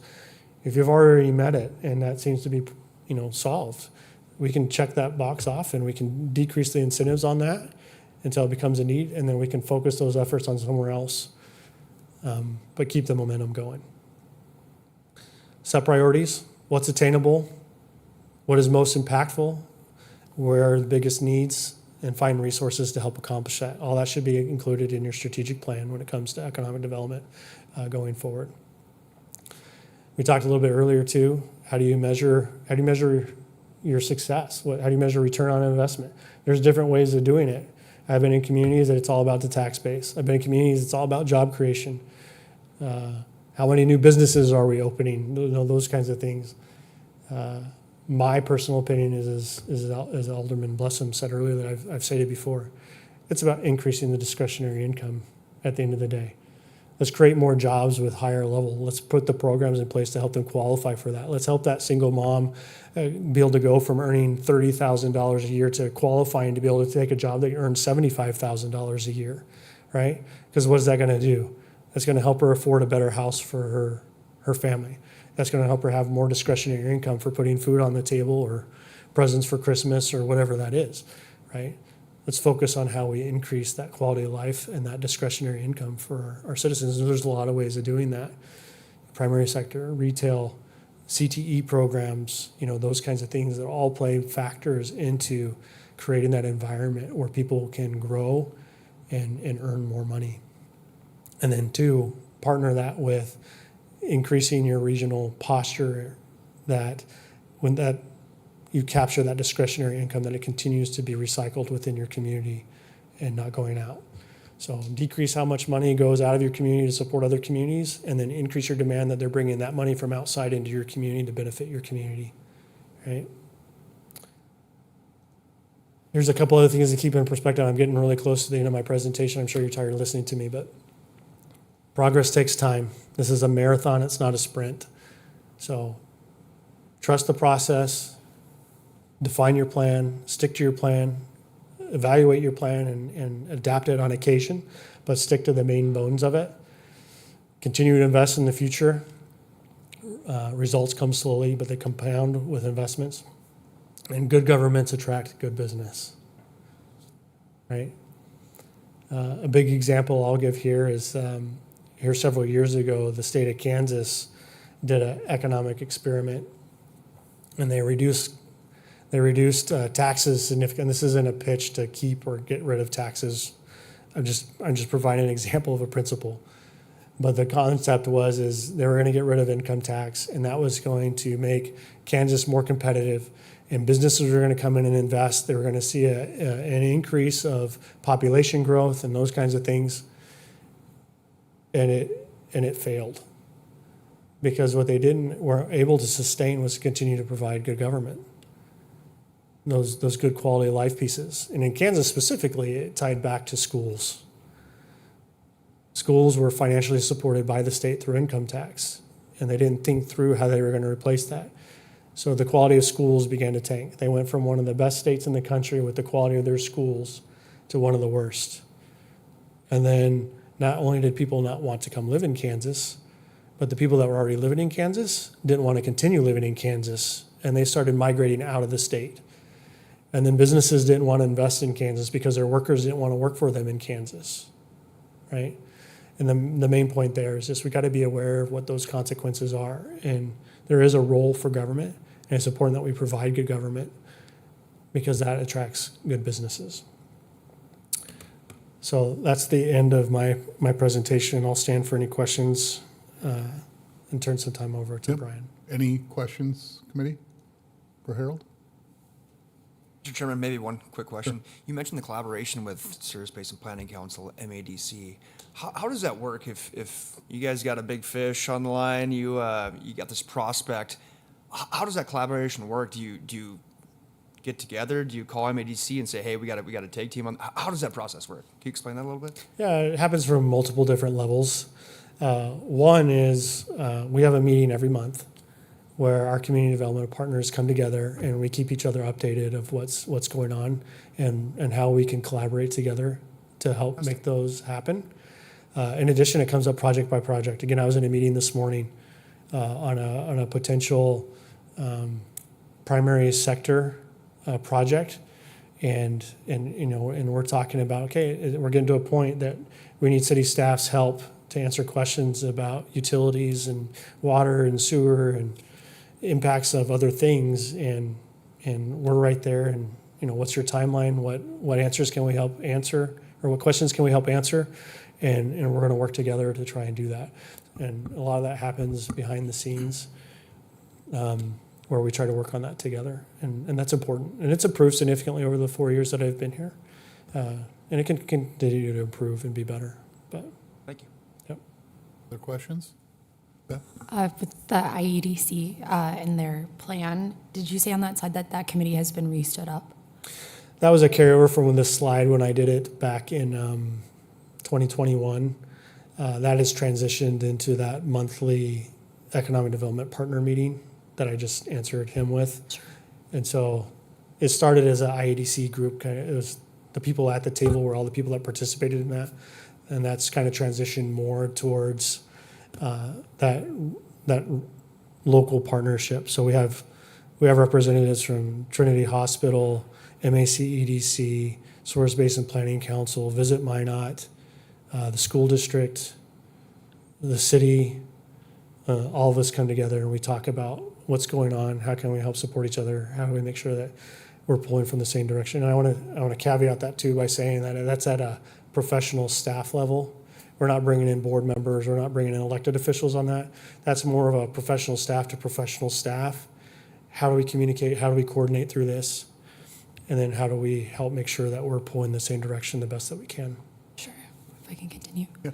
That's the International Economic Development Councils, that's right. And that, I'm just clarifying, that came from resiliency funds, right? They pushed for that. But it also provided a framework that we could maybe bring back up again and do for strategic planning. Yeah, I may not hurt for the committee to maybe have a presentation from Brian. There was a long list of probably a good couple hundred things to try and accomplish. We've had almost 5 years to work on that. Some of those things we've accomplished. Some of those things were things that, yeah, it's nice to recommend that, but that's improbable or unrealistic for our community to really do. And probably give an update on where we're at with that, what's still there, what have we accomplished, and what's still there of value for us to continue to focus on. But then again, it's been 5 years from that. So it'd be good for us to have that conversation about looking at that in more in depth, and then what is our plan going forward? What's our objectives of what we're going to accomplish next over the next 5 years? That study was that external, like IEDC people coming here to do that? Okay. And then that was where the one brand, right? Like our new branding for the community came from. One brand came out of that. Yeah. It was also one of the recommendations was the creation of the city having its own economic development administrator position, Right. which we had for a few years, and then we eliminated through the 2025 budget process. If I remember right, the wayfinding signage was a recommendation that came out of that study too, if I recall correctly, Brian? The wayfinding signage was a recommendation out of that as well. There was multiple aspects there. And again, some of that we've made progress on, and some of it's still in the works. Cool. Thank you. Yep. Justin? Harold, you brought up making data-driven decisions, and, you made the comment that someone before they make the phone call, they've already did 80% of their research, right? Where are they finding that research? And I work in the housing world, and I was actually on a call this morning with CoStar, and they were trying to sell me on it, right? I need the software to do all this digging and everything. Well, that data was not accurate. I mean, they were pulling up my properties, and I'm like, the rent is not that.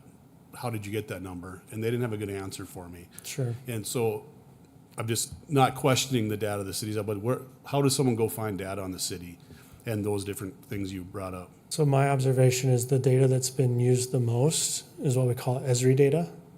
And it's data based off of cell phone and credit card records.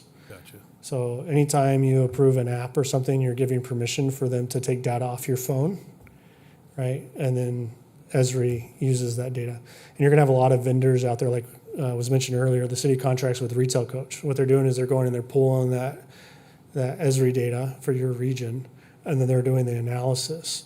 And then what they do is they do the general analysis, and then based off of that, they determine what are potential matches for you for businesses, and then they go further refine that data to match that business's business plan so that we can go then present it to them. But most of it, in my opinion, recently is the ESRI data. It's data coming from your cell phones and your credit card, and where you're spending money, how you're spending money, all that we're blindly giving permissions to. They're taking that and they're selling that data and information, and that's where the bulk of that's coming from. Thank you. Yep. Anything else, Paul? So a couple things. One, CoStar, it just depends if they have an agreement with our local MLS or whatnot. That's probably where they're pulling most of that information from. What database? It's the same with Zillow. It doesn't have Zillow or Trulia when it existed. Whether or not they have access into our local MLS. Otherwise, that's where your Zestimate comes from, which is just pulled off of property tax records, which aren't necessarily always up to date with market prices. And then just piggyback off of Beth's point too, there was work from that IEDC report. One of the things that came up, one of the other deliverables was what the chamber does with their small business incubator. That's been championed by them. But then all of the findings from that IEDC report actually were broken, and this is right after I got elected in 2018, and there was a lot of white pages that were delivered, and you can actually find them on the city's website of different areas within the community. And try to break down some of those deliverables, which, again, if this committee needs some reading material over the weekend, it'd be another good read to rehash some of those things, and maybe we can bring those back up at the city level. Anything else for anybody? Yeah, Beth? Only to continue on that, I believe that the Minot 2040 plan, they also pulled those in to sort of have additional data for the plan that they put together. And then I have another question if I can continue. So you had discussed going to the conference and talking to the store that told you were wasting your time if you went to Chicago, which I'm sure was a fun conversation to have. When attending those conferences, are we attending as a city, or are we attending, or was that just you, like as a city with all of our stakeholders that we talk about, that we meet with every month, or is that more of a city-led focus? Is that what you see from other communities? I'm just curious about how we choose who's representing us or how that's decided. Yeah, sure. Up to this point, I don't know if it's been officially stated this way, but, you know, MACDC is doing primary sector, supporting a lot of our existing businesses. The city's kind of taken the lead on retail recruitment. And so we've been sitting city staff down there to do that, which you spurred a memory that I had that I think is an important point to make here too, is so we did have that interaction with that individual, that company, but we also met with another company that was also a big box warehouse provider, and they were very interested in coming to Minot. The first question they had when we sat down with them was, what incentives can you bring to the table for us to come? And my answer to them was, in North Dakota, in Minot, none, because you're a retail business. We don't provide incentives to retail business. So I can't entertain a TIF, I can't entertain a sales tax rebate, none of that in North Dakota, right? And, or at least not in Minot. And those play factors. And my main point with this is we're still on a list of expansion for them, okay? So we were on a list of 35 communities that they wanted to expand their market into. And so it's not a matter of if we'll get them, it's a matter of when. The question for the community back is, what kind of control do we want to have in incentivizing them to come sooner rather than later? Do we want that to happen in 3 to 5 years, or do we want that to happen in 15 to 20 years? Right? Those are the factors that we're debating here. We can continue to take the position that we don't want to use TIF and we don't want to do these kinds of things, which is fine. But you're going to prolong how soon that issue comes or that business comes to your community, which plays a major factor in your quality of life, your recruiting of workforce, and ultimately strengthening your position as a regional hub and a regional draw. And those are the pros and cons that we're weighing as we make these decisions, right? And I'm not saying that we should use those resources to do retail. I'm just trying to outline what some of the consequences are. And it was a high priority. That was the first question out of their meeting was, what incentives do we have access to in your community? And the answer was, for your type of business, given the type it is, I have nothing to put on the table for you. Right. And I think just to follow on that, I think that's where the data comes in, right? I mean, that's where, you know, the picture of what Minot is and the community and the people is what has to be our driver, because at least to this point, we haven't had that appetite to go that direction. So I think that's where we're at. One quick thing for you, Harold, before we go over to Brian. You mentioned the BRE visits. I'll continue to bring this up because I would really like it to be a finding of our committee that we do everything we can to enhance that, and to make sure we're taking advantage of that. Because everything you talked about, we talked about a lot of different stuff. That very first slide that says 85% of our growth and economic success is going to come from businesses and entrepreneurs that are already here. We have to be focused there. The data that we see coming back, because the Chamber EDC is handling those meetings today, the data we see coming back for me is very important. You know, where we're seeing, hey, the tax environment matters, the cost of living matters, parks, you know, it's all there. We see all the information. And so just for the rest of the committee, you know, I think we'll get maybe some more on that. Maybe we don't have the time today, but I want to talk a little bit more about those, because I want to make sure we're getting everything out of those that we can. Because if it's true that 85% of our success is going to come from that, boy, we better be using the data. And so my hope is that whether that's, you know, more of those, more involvement, whatever that is, I want to make sure we hit that. Fair point. All right. Ryan, you want to move on to you?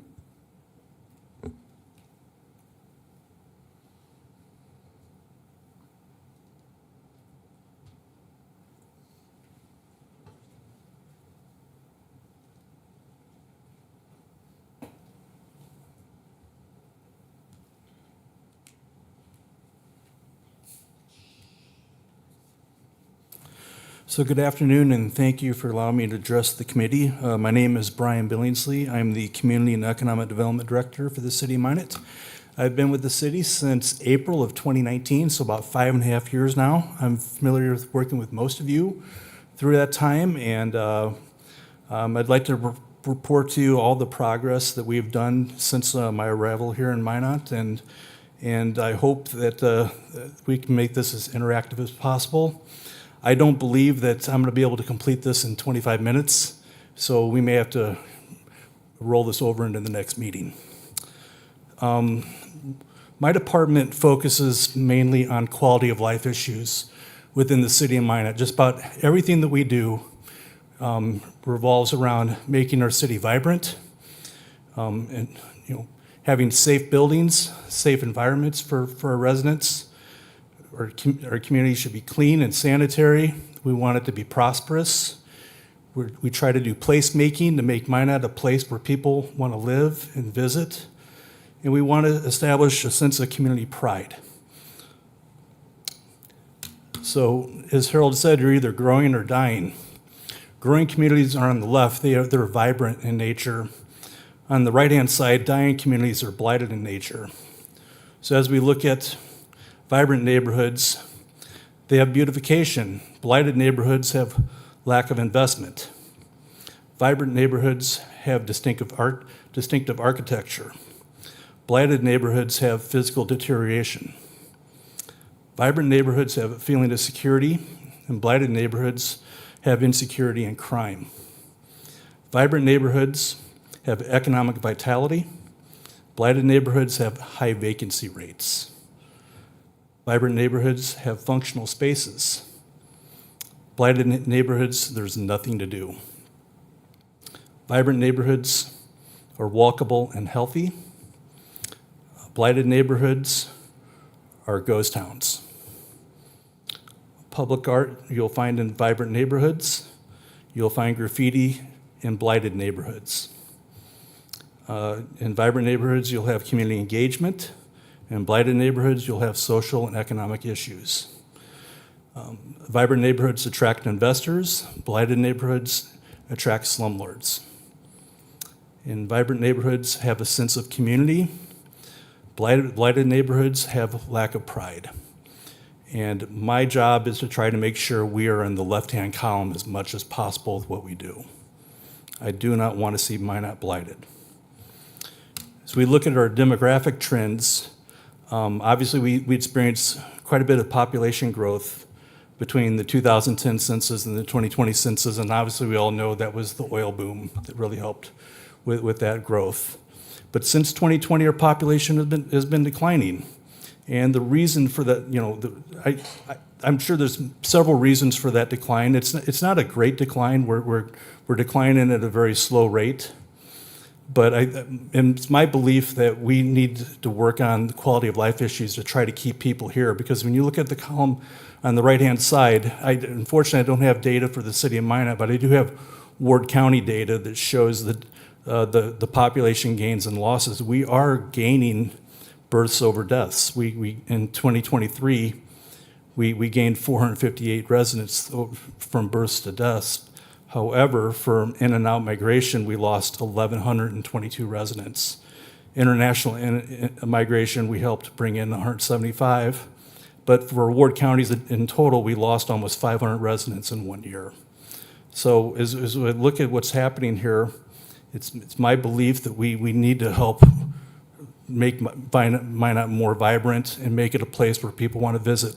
At our last meeting, we heard from the folks who work at the tourism and workforce departments with the state, and they talked about quality of life and what we need to bring to raise the value of quality of life to help attract workers and tourists to North Dakota.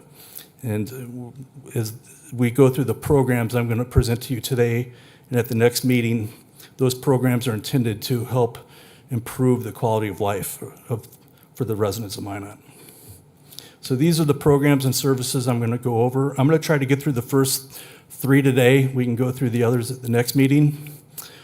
Renaissance Zone, Facade Improvement Program, TIF districts, retail recruitment, the home builder and homeowner property tax exemption programs for new residential construction. I'm going to talk a little bit about a project I'm going to work on next year for developer training.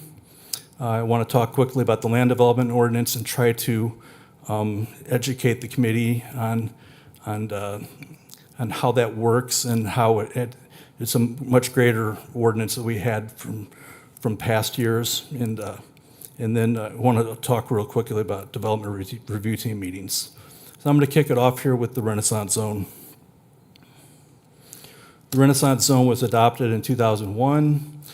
We've had 107 applications, 83 of them have been completed, 12 are currently undergoing work, and 12 were either incomplete, meaning they never finished their project, or they were denied. This is the Renaissance Zone map and how it covers the city of Minot. The Renaissance Zone is primarily located in downtown Minot. In recent years, as Chairman Blessum had mentioned, it has gone up through North Hill and takes in all the old hotel properties up on North Hill along the west side of Broadway.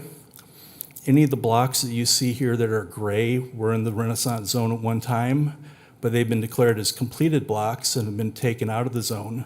Some of these blocks, as you can see, are near the river. And those are areas that where flood control projects are going to take place, and it makes no sense to incentivize those kind of benefits in a neighborhood that we're going to be buying out for future flood control projects. The Renaissance Zone has 42 blocks to it, and we're limited to that number by state law. And basically, I think every community in the state can have up to 34 blocks in the Renaissance Zone. And for every 5,000 residents, you can have an additional block. So that gives us up to 42 blocks. This is the table that Chairman Blessum talked about earlier. I gave this presentation to the council in May, so some of you might have seen this already. Here's the impact the program has had on some of our properties that are within the zone that took advantage of the benefit. Projects like Planet Pizza, the Renaissance Center, Main Street Books, Beaver Ridge Apartments, and the Starving Rooster mixed-use building. I showed the construction year for these projects, what the property value was prior to construction, and then the current day property value, and you see those numbers have gone up quite a bit. All of these properties received 5-year property tax abatements. So for 5 years after they completed their project, they did not pay property tax on their improvements. They still paid the tax on the land value, but not on the improvement value. And then after 5 years, they started to pay the full amount of property taxes. So yeah, we are giving up some money for a temporary period of time, but in the long run, we're bringing in more tax revenue that helps pay for police officers, firefighters, and all the equipment that they need. The available benefits for the program. Residential properties are eligible for up to a 5-year property tax benefit with a 20% investment in the program. Commercial properties have two benefits available to them: a 5-year property tax benefit when they invest at least 50% of their property's value in improvements that extends the lifespan of the building. The 8-year benefit is a brand new benefit that the City Council approved in May. And it's something that the state legislature made available to cities in their 2023 legislative session. I'm pleased to report Minot was the second city in the state to take advantage of this benefit. It allows a property owner to apply for an 8-year property tax benefit whenever they invest at least 150% of the property's value in improvements. And then the last 3 benefits are run by the state of North Dakota. They're not run by my office. The state of North Dakota offers personal income tax benefits, investment income tax benefits, and historic tax credits. So Chairman Blessum, you had stated earlier that you're hoping to send bullet points back to the council. I've got my bullet points here for the Renaissance Zone program, and they're actually tied to the city council aspirations. The Renaissance Zone has been very successful for our community. Like I said, we've had over 100 projects in 24 years roughly, and it has a proven record of fostering urban renewal in our community, prevents the spread of slum and blight within our aging neighborhoods. It encourages the revitalization of historic buildings and make Minot more appealing to residents and visitors. And it makes Minot more attractive to investors and entrepreneurs and small business owners and corporations. Lastly, here are the other communities in the state of North Dakota that have Renaissance zones. There's approximately 65 or 70 communities in the state that have a Renaissance zone. This map I took from the state of North Dakota's website. It is old. The Bismarck now reactivated their zone last year, and I heard that Kinmare adopted a program a couple of months ago, and they're not on this map.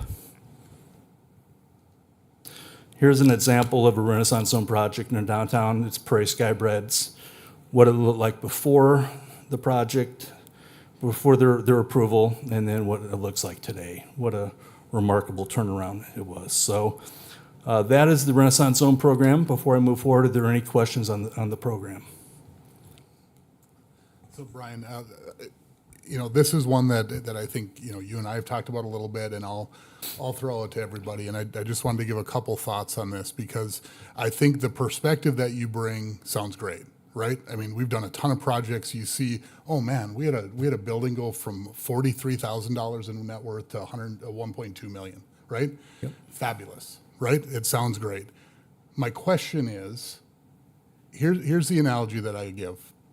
If I'm standing at Best Buy and I'm looking at TVs and I'm talking with the sales guy, I say, yep, let's go ahead. I pull the TV down, we're walking to the front, and then he hands me an $80 coupon. I'm going to use it, right? For me, and again, I think I've told you all along, I'm skeptical, right? So don't take me as trying to say what you should think, but I'm just telling you a little bit of my perspective on these because I want us to think a little bit. Is a developer, does their project to bring a building like Planet Pizza up to $1.2 million now contingent on saving, say, $40,000 in property tax? I'm not sure it is. Harold, one of the things that you've thrown out along the way is this idea of that, does it take the program to make the project go? I don't know. And that's why the Renaissance Zone for me is the first of these discussions, Brian. And again, nothing against the work that's been done because the program has been successful in doing what it's meant to do. I believe that. I fully do. My question is does it do the same thing today as it did 24 years ago when it started? And if it ended, would it stop the projects from occurring? And I think that's what we need to be thinking about. That's really my question. The other part of it is hey, we get 42 blocks, we fully use them all, right? I mean, we hunt around and figure out which one do we move to next, and we're gonna pick the next winner or loser again for which businesses get this benefit. Because that's really what it is. The next block that we put in, the owner of the properties on that block now have a huge incentive to update their building, and they're gonna get paid for it, right? And so I don't throw this out as a question, Brian. We've had these discussions a little bit. My point to the rest of the committee is these are the things to think about when we look at these programs. The single mom, if she owns her house, is paying property tax where this business owner is not now. They're paying it at the much lower level. And so we just need to think about these things and make sure that when we're using these programs that they are driving what we want them to drive. Mm-hmm. So just some commentary. Yeah, go ahead, Paul. And again, just to provide commentary, and again, not a way anyone should think. In your analogy, you're walking to the till, and someone hands you an $80 coupon. I look at it. I try to go back further into that analogy, right? Had you had an $80 coupon 6 months prior, would you have made that decision to make that investment earlier, knowing that that incentive was there? Would that have increased the quality of life for you and your family? Watching home videos on a TV instead of a boob tube, TV. So again, I think those are all aspects. It's hard for me to focus in on just one snippet of the process because I think for these developers, you call them developers, and Planet Pizza is a family-owned business. Right. I mean, that's not a developer. So I just want to make sure these aren't just for developers to come in. This is for mom and pop shops to come in and take advantage of these benefits and these programs. And also, when the Renaissance Board, I do sit on that board as the liaison. I'm not a voting member, but one of the driving points to me when we started to look to reallocate blocks was to solicit input from the community. We wanted businesses and property owners from around town who wants to invest in their area, who wants to invest in their property, because we don't want to put a block that isn't seeing investment is a wasted block, in my opinion. Yes, the investment can sit out there for 10, 15 years, but nobody uses the programs. What are we doing? So if we can take that block, let's just say we go to North Hill, which is relatively new, and nothing happens for 3, 4, 5 years.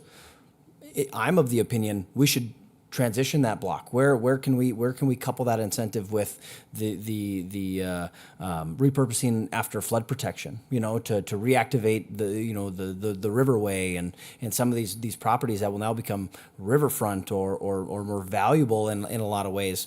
So again, that's how I think of it. And I get that, right? If someone hands me an $80 coupon, or you're at the till and somebody says, well, hey, I think I've got a coupon under the table, and I used to see it all the time with Mom, because she used to clip coupons we had 10 kids, right? And that's all. She had a Rubbermaid tub of coupons, and the ladies at the cash register would pull a list. So hey, this isn't today's flyer. It doesn't exist anymore, right? It's all on your phone.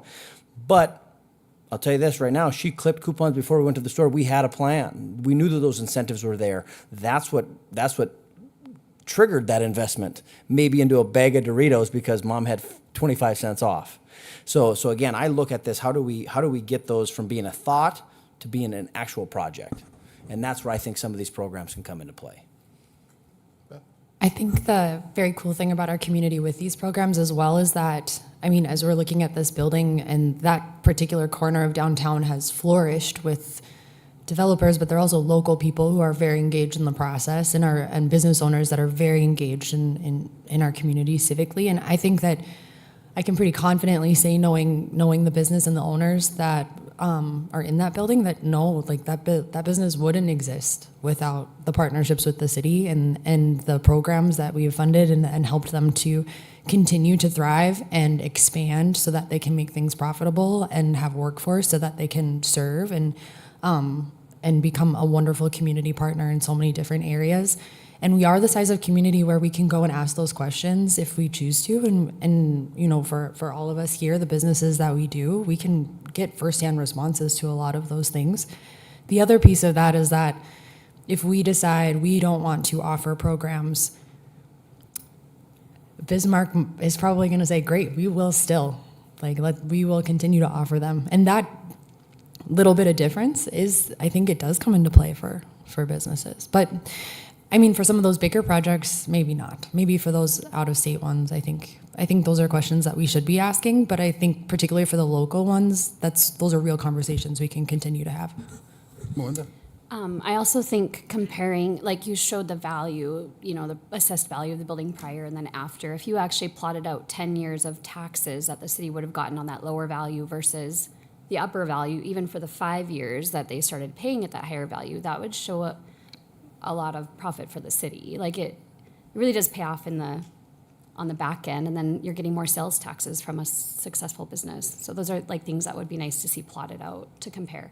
And just one thing to know before I go back over here, with that, again, understand my premise with this is that would have occurred anyway. And so I agree with you that if in a silo, if this was the driver of getting it done, then yeah, it definitely worked. But in my experience, you're not doing $500,000, $600,000, $700,000 worth of development on a building if you don't believe in what you're putting in the building and the business that you're growing and all those things. This is an enticement, and I get that. So I think these are good questions, and I think Beth, getting at what you are, I think it is a good thought process to say, are we investing in the people of Minot? But I think one of the things we also want to keep track of is, how does the public view that? Is it those same, and I'll use the word developer, I don't mean that as some out-of-state corporation. I'm saying the person developing, okay, when I say that. So when those same developers are coming to the table and they're getting those funds and those things are coming through, there's a perception that goes along with that. Again, their block got put in, they're able to take advantage of that, they're able to move forward with that, they're good at the paperwork, they've got the right contacts, they got good relationships with banks, they're making all those things happen. So I think we want to keep track of that as well. Down here to Jordan. Chairman, bless him. Just to go back to the before and after, slide if we could. I'm going to play a little bit of devil's advocate here and not just stick to Renaissance. I mean, I saw in there you had TIFs and some of these other things too. When I look at this after, and it's great, but two of those tenants in that picture aren't there anymore. Now, one has moved in to replace it. But all of these things put stress on the rest of the property tax base. And as we all know, property taxes are not, that issue is not going away, even if measure whatever went down, and there's probably something that's going to come back because people are, they're feeling it. And I understand the benefits of a lot of these things, and I can see where these things work well on paper and in theory. I'm lucky enough I'm not elected like you guys are, so I don't have to answer those questions. But how do I square some of this with taxpayers that look at things like, if we talk about TIFs later, you've got some cities in North Dakota that have given some very significant TIFs to an entity that didn't do very well with them. And I like to think there's probably protections in a lot of those, but these are issues that, the perception, and I kind of talked about that last week, that the general person who shops here, lives here, when they see their money being, their property taxes going up, and we're giving these things away as Renaissance zones or TIFs or whatever, I'm not always hearing that the benefit is matching what we like to think. The citizens aren't seeing that, and I'm trying to be mindful of what citizens are seeing in some of this stuff, because I don't know if the attitude is there to support increased usage of these things. I just don't. Whether I feel that way or not is irrelevant. Mr. Chairman? Yeah, we can speak about the ROI on that. I mean, if you're waiving $20,000 worth of taxes on a new building for 5 years, but you're getting that $20,000 for the next 20, I mean, that's it seems like a no-brainer. Now, I agree with you in a certain instance. My philosophy as a free market capitalist says, why are we choosing one area over another? We're picking winners and losers. So that's where I struggle with a little bit of these programs. My last point would be, financing a lot of these buildings downtown. I would say it does take a lot of these programs to get them over the hump. The reason being, you can either have a blighted building wherever. It doesn't matter if it's East Burdick or downtown. You could have a blighted building. And you tear it to the studs, and you tear down a wall, and you go, oh my gosh, I didn't know that was there. It's a lot more expensive than building brand new. Mm-hmm. One would say you could lower your purchase price, and that would make up for that. However, I can comment on it. Does take a lot of these programs to get these blighted buildings, I guess, back on the tax roll. And so just to kind of continue with where you guys have gone there. One of the things I want to make sure everybody understands when I talk about these things, and I talk about, is it needed? Are we doing the right things here? I am thinking of the same thing you are, Jordan. The burden on the rest of our community, because my point is that I don't like the tax levels we're at. I'd rather lower everybody's. Okay, I'd rather lower it down, and hopefully all those boats float. All right. And yes, it's not as concentrated as it would be if there was a $60,000 check that showed up to help somebody to do something very direct. But the overall scheme of keeping our taxation low allows all of us to prosper, is my hope.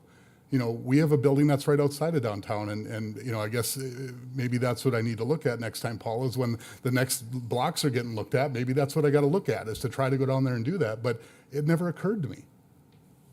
It's our building. So when I need a roof next summer, we're going to put a roof on it. When we need to do the front of it and make it look a little better, we're going to do that. And we're going to come up with funds. We're going to talk to our bankers. We're going to figure out how to do that. And so I think there's a lot of business owners, there's a lot of entrepreneurs in town that is the mentality right now. And this is, we're getting to have a little bit of a conversation, Brian, which I appreciate very much, because these are the conversations I wanted to have, and we'll probably end here just because it's a breaking point for us. But I think this gets to the core of how we go about this, is taking a portion of what we take in tax revenue, or in this case, foregoing some tax revenue, actually. Is that the right approach for where we're going? And again, I also want you guys to know, and I think I said this in my opening speech, that I'm able to pull really hard in this direction, okay? On each of these topics, and I will. You'll see it as we go along, because I want us to think. It's not my expectation that we're gonna go through and gut and kill 7 programs. That's not the point. But I will pull hard in this direction because I think we need that side of the conversation. And I'm hopeful you give me the other side, which is, here's why. Here's why this really matters, and this is why it has worked. And here's why this one in particular makes sense. And so that is my hope as we go through this process, just to be clear about that, because I don't want it to ever feel like I'm attacking. That's not exactly the point. But at the same time, I feel like if we aren't blunt, we don't truly get to the real discussion that should go on. So anything more to add? Yeah, go ahead, Justin. Going back to the coupon analogy, and I'll throw my wife under the bus. If she had an $80 coupon, instead of buying a $500 TV, she'd buy a $600 TV. So there's that side too. But the Renaissance Zone, I've been part of it at 13 First Avenue Southwest. That was back in early 2010s, I suppose.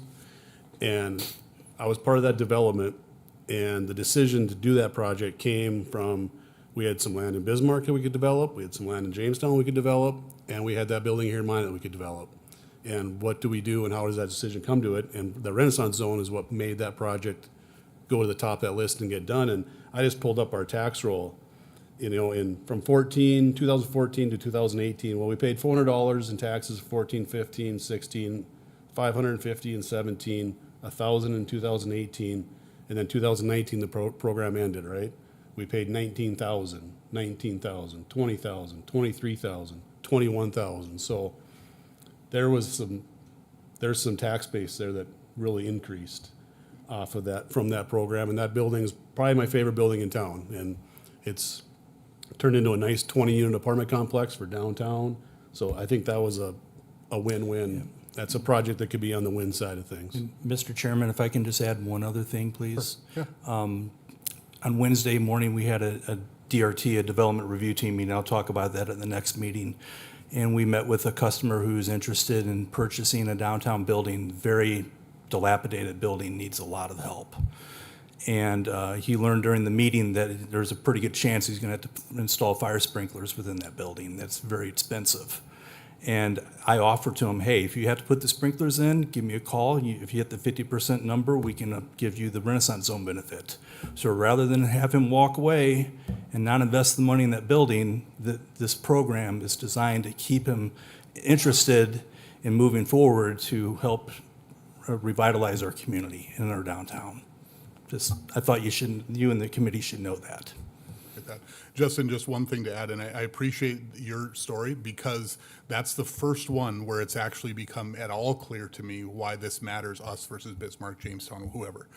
Because again, in my mind, it's, hey, I own a building. I don't own a building in Bismarck. You guys actually did. You actually owned property in a couple places, so I appreciate that very much. This is good conversation, because I think it helps us understand that there are places for it, and that there may be times when this is the right tool, as we talked about, and it's really a matter of making sure that the tools are honed at all times, and we've got, whether it's the right blocks, the right things going on with it. So, Harold, did you have something you wanted to add? Yeah, just a couple of things real quick, and I'll keep it brief because I do have a hard stop that I've got to leave here in a few minutes. But kind of echoing what he said, talking with a developer about potentially developing our downtown parking garages, their argument was pretty much exactly the same. We do investments in multiple communities in multiple states. And they said, to be honest with you, our return on investment in other communities and other states is higher than it is in Minot. So if we're going to invest and take a lower return on investment, some of these programs are key factors in helping us make that decision. Because, and some of them are local Minot people, like they want to help make Minot better, but it still has to make some sense on return on investment, right? Because they have a group of investors that they're performing for. And so these types of things, although in our minds may be small or maybe necessary, regardless, those are key factors into them making those decisions to make those investments, right? The other point I'd make here is we're focusing on the building itself. I think we need to expand out and think about the value of the downtown as a whole. How does that play a role in our quality of life, right? How often do we want to go downtown and walk and take our families and our kids, or go downtown for a Christmas tree lighting or those kinds of things? No one wants to do it if it's a bunch of rundown buildings that look like they haven't had any investment in 50 years. Yeah. Right? And so what we're trying to do is we're trying to stop that downward blight cycle and put a little money into it to get people to, and it's a public-private partnership and investment. We put in a little bit of public funds, and then that leverages private investment that takes that back on an upward spiral of vitality and vibrancy and those kinds of things that we as a community as a whole benefit from as a quality of life issue. So we're investing in more than just a personal property owner making a decision on how they should maintain that building or not. It's whether or not the downtown has a value to the community as a whole as a quality of life piece. And that's ultimately what we're investing in, right? And again, I used the example earlier about doing that study of different downtowns, throughout the country. The other factor I was saying here, and kind of to Brian's point, is these buildings are old, and they have a lot of issues, and the codes are different now. So when you start touching it starts pulling triggers with the city staff of, well, if you're going to come in and remodel this while you're in there building all this, you got to bring it up to electrical code. You have to bring it up to plumbing code. You have to bring it up to fire safety code. All of those things start ticking costs. And eventually it gets to a point, just like Brian said, where I'm just going to go look somewhere else. And then we lose that ability to take care of that quality of life component, which in most cases is the heart of the community, is the downtown, right? That's your history. That's your past, right? That's your identity. That's your culture that's been there for years, right? And it's dying. So how do we revitalize it and bring it back? And ultimately, that's what these programs are designed to do, to try and rebuild that energy and that momentum and bring that vitalization back in. So I just wanted to give that bigger picture thought. Just to kind of piggyback off of that, after spending the week in Bismarck for the organizational session, and as everyone's trying to find a place to go for dinner or drinks afterwards and complaining because their downtown is not accessible for parking, for walking when it's that cold, for any of those things, and those conversations come up.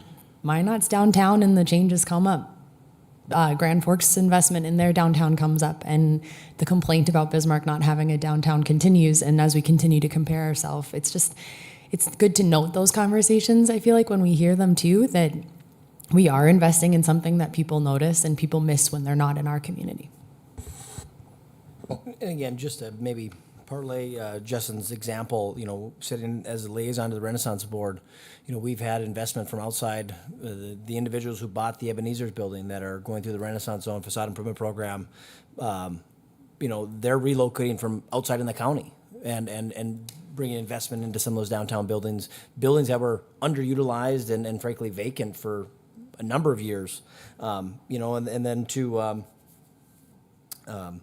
another point, with this building and the tenants turning over, to me, that's not a bad thing. Yeah, would you like to see these staple businesses be there forever? But we used to talk about it a little bit more. It used to be a little bit more of a buzzword than it is now, but it was the entrepreneurial ecosystem. How do we create that? Well, you have these developers come in and they redo these buildings, they create commercial space, and it allows what we've talked about at this committee. There is a great entrepreneurial spirit. There are a lot of people with really great ideas that maybe don't have those relationships, that don't have that access to funds, but they just got an idea. And if somebody can provide an accessible space in the heart of their downtown, maybe they can give a go at that really great idea because that space was provided through incentives by a developer. So again, I think just providing opportunities for small businesses to fail is not a bad thing. Sure, maybe one of these businesses, but one of the things that I've always kind of thought was fail forward. Yeah, maybe High Third's not there anymore, but there's a really great commercial space for a bar, restaurant, something to contribute to the quality of life in Minot right there. And now it's in its second life as a great Mexican restaurant. So again, it's not always a bad thing when these businesses come in and fail because they're blazing the trail for the next. So again, just wanted to touch on some of those points. Brian? Mr. Chairman, I have one other thing. If we're done talking about Renaissance Zone, I need one more minute of your time today, and then we can adjourn. I'm going to fast forward real quick through the the facade improvement program. And Megan Ross is in the audience today. She's the investor for 2D Inc., and she wrapped up her project last week. Here's the before and after pictures of her building. I want to just publicly acknowledge her for the work that she's done on this, and thank her for her investment in the city of Minot. And she would like to address the committee for very quickly, like 30 to 60 seconds, if that's okay with you. Thank you.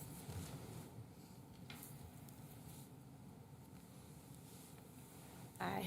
Like you said, I'm Megan Ross. My husband has owned 2D Inc. since we bought the building in 2011. Throughout the whole time, you addressed owning a building, you do the improvements that are required to maintain your space. We've done that. We've done a lot of plumbing, a lot of electrical. You'll see the stucco on the front of the building was done because we had those glass block windows and they were awful for heat shining into the building and warping the floor. So up until we were presented with the opportunity to do the facade improvement program, we made the changes that we could feasibly do as small business owners. One of our windows got cracked last year, one of those main floor windows that are incredibly expensive to replace. And that's when we were presented with the opportunity to do the facade improvement program. And that was a huge opportunity for us as small business people, I talked to Brian when he did our final walkthrough, and I said, finally, we had the opportunity for the pride that we have in our business to be presented on the outside of the building. And that was our biggest takeaway. My husband works all day, every day, being very good at improving himself in his craft, but it doesn't always show on the outside of the building because his heart is in what he does for a living. So this was just a huge opportunity for us to express the pride that we have being business owners and property owners in downtown Minot. Thank you. We appreciate it. Thank you. Yep.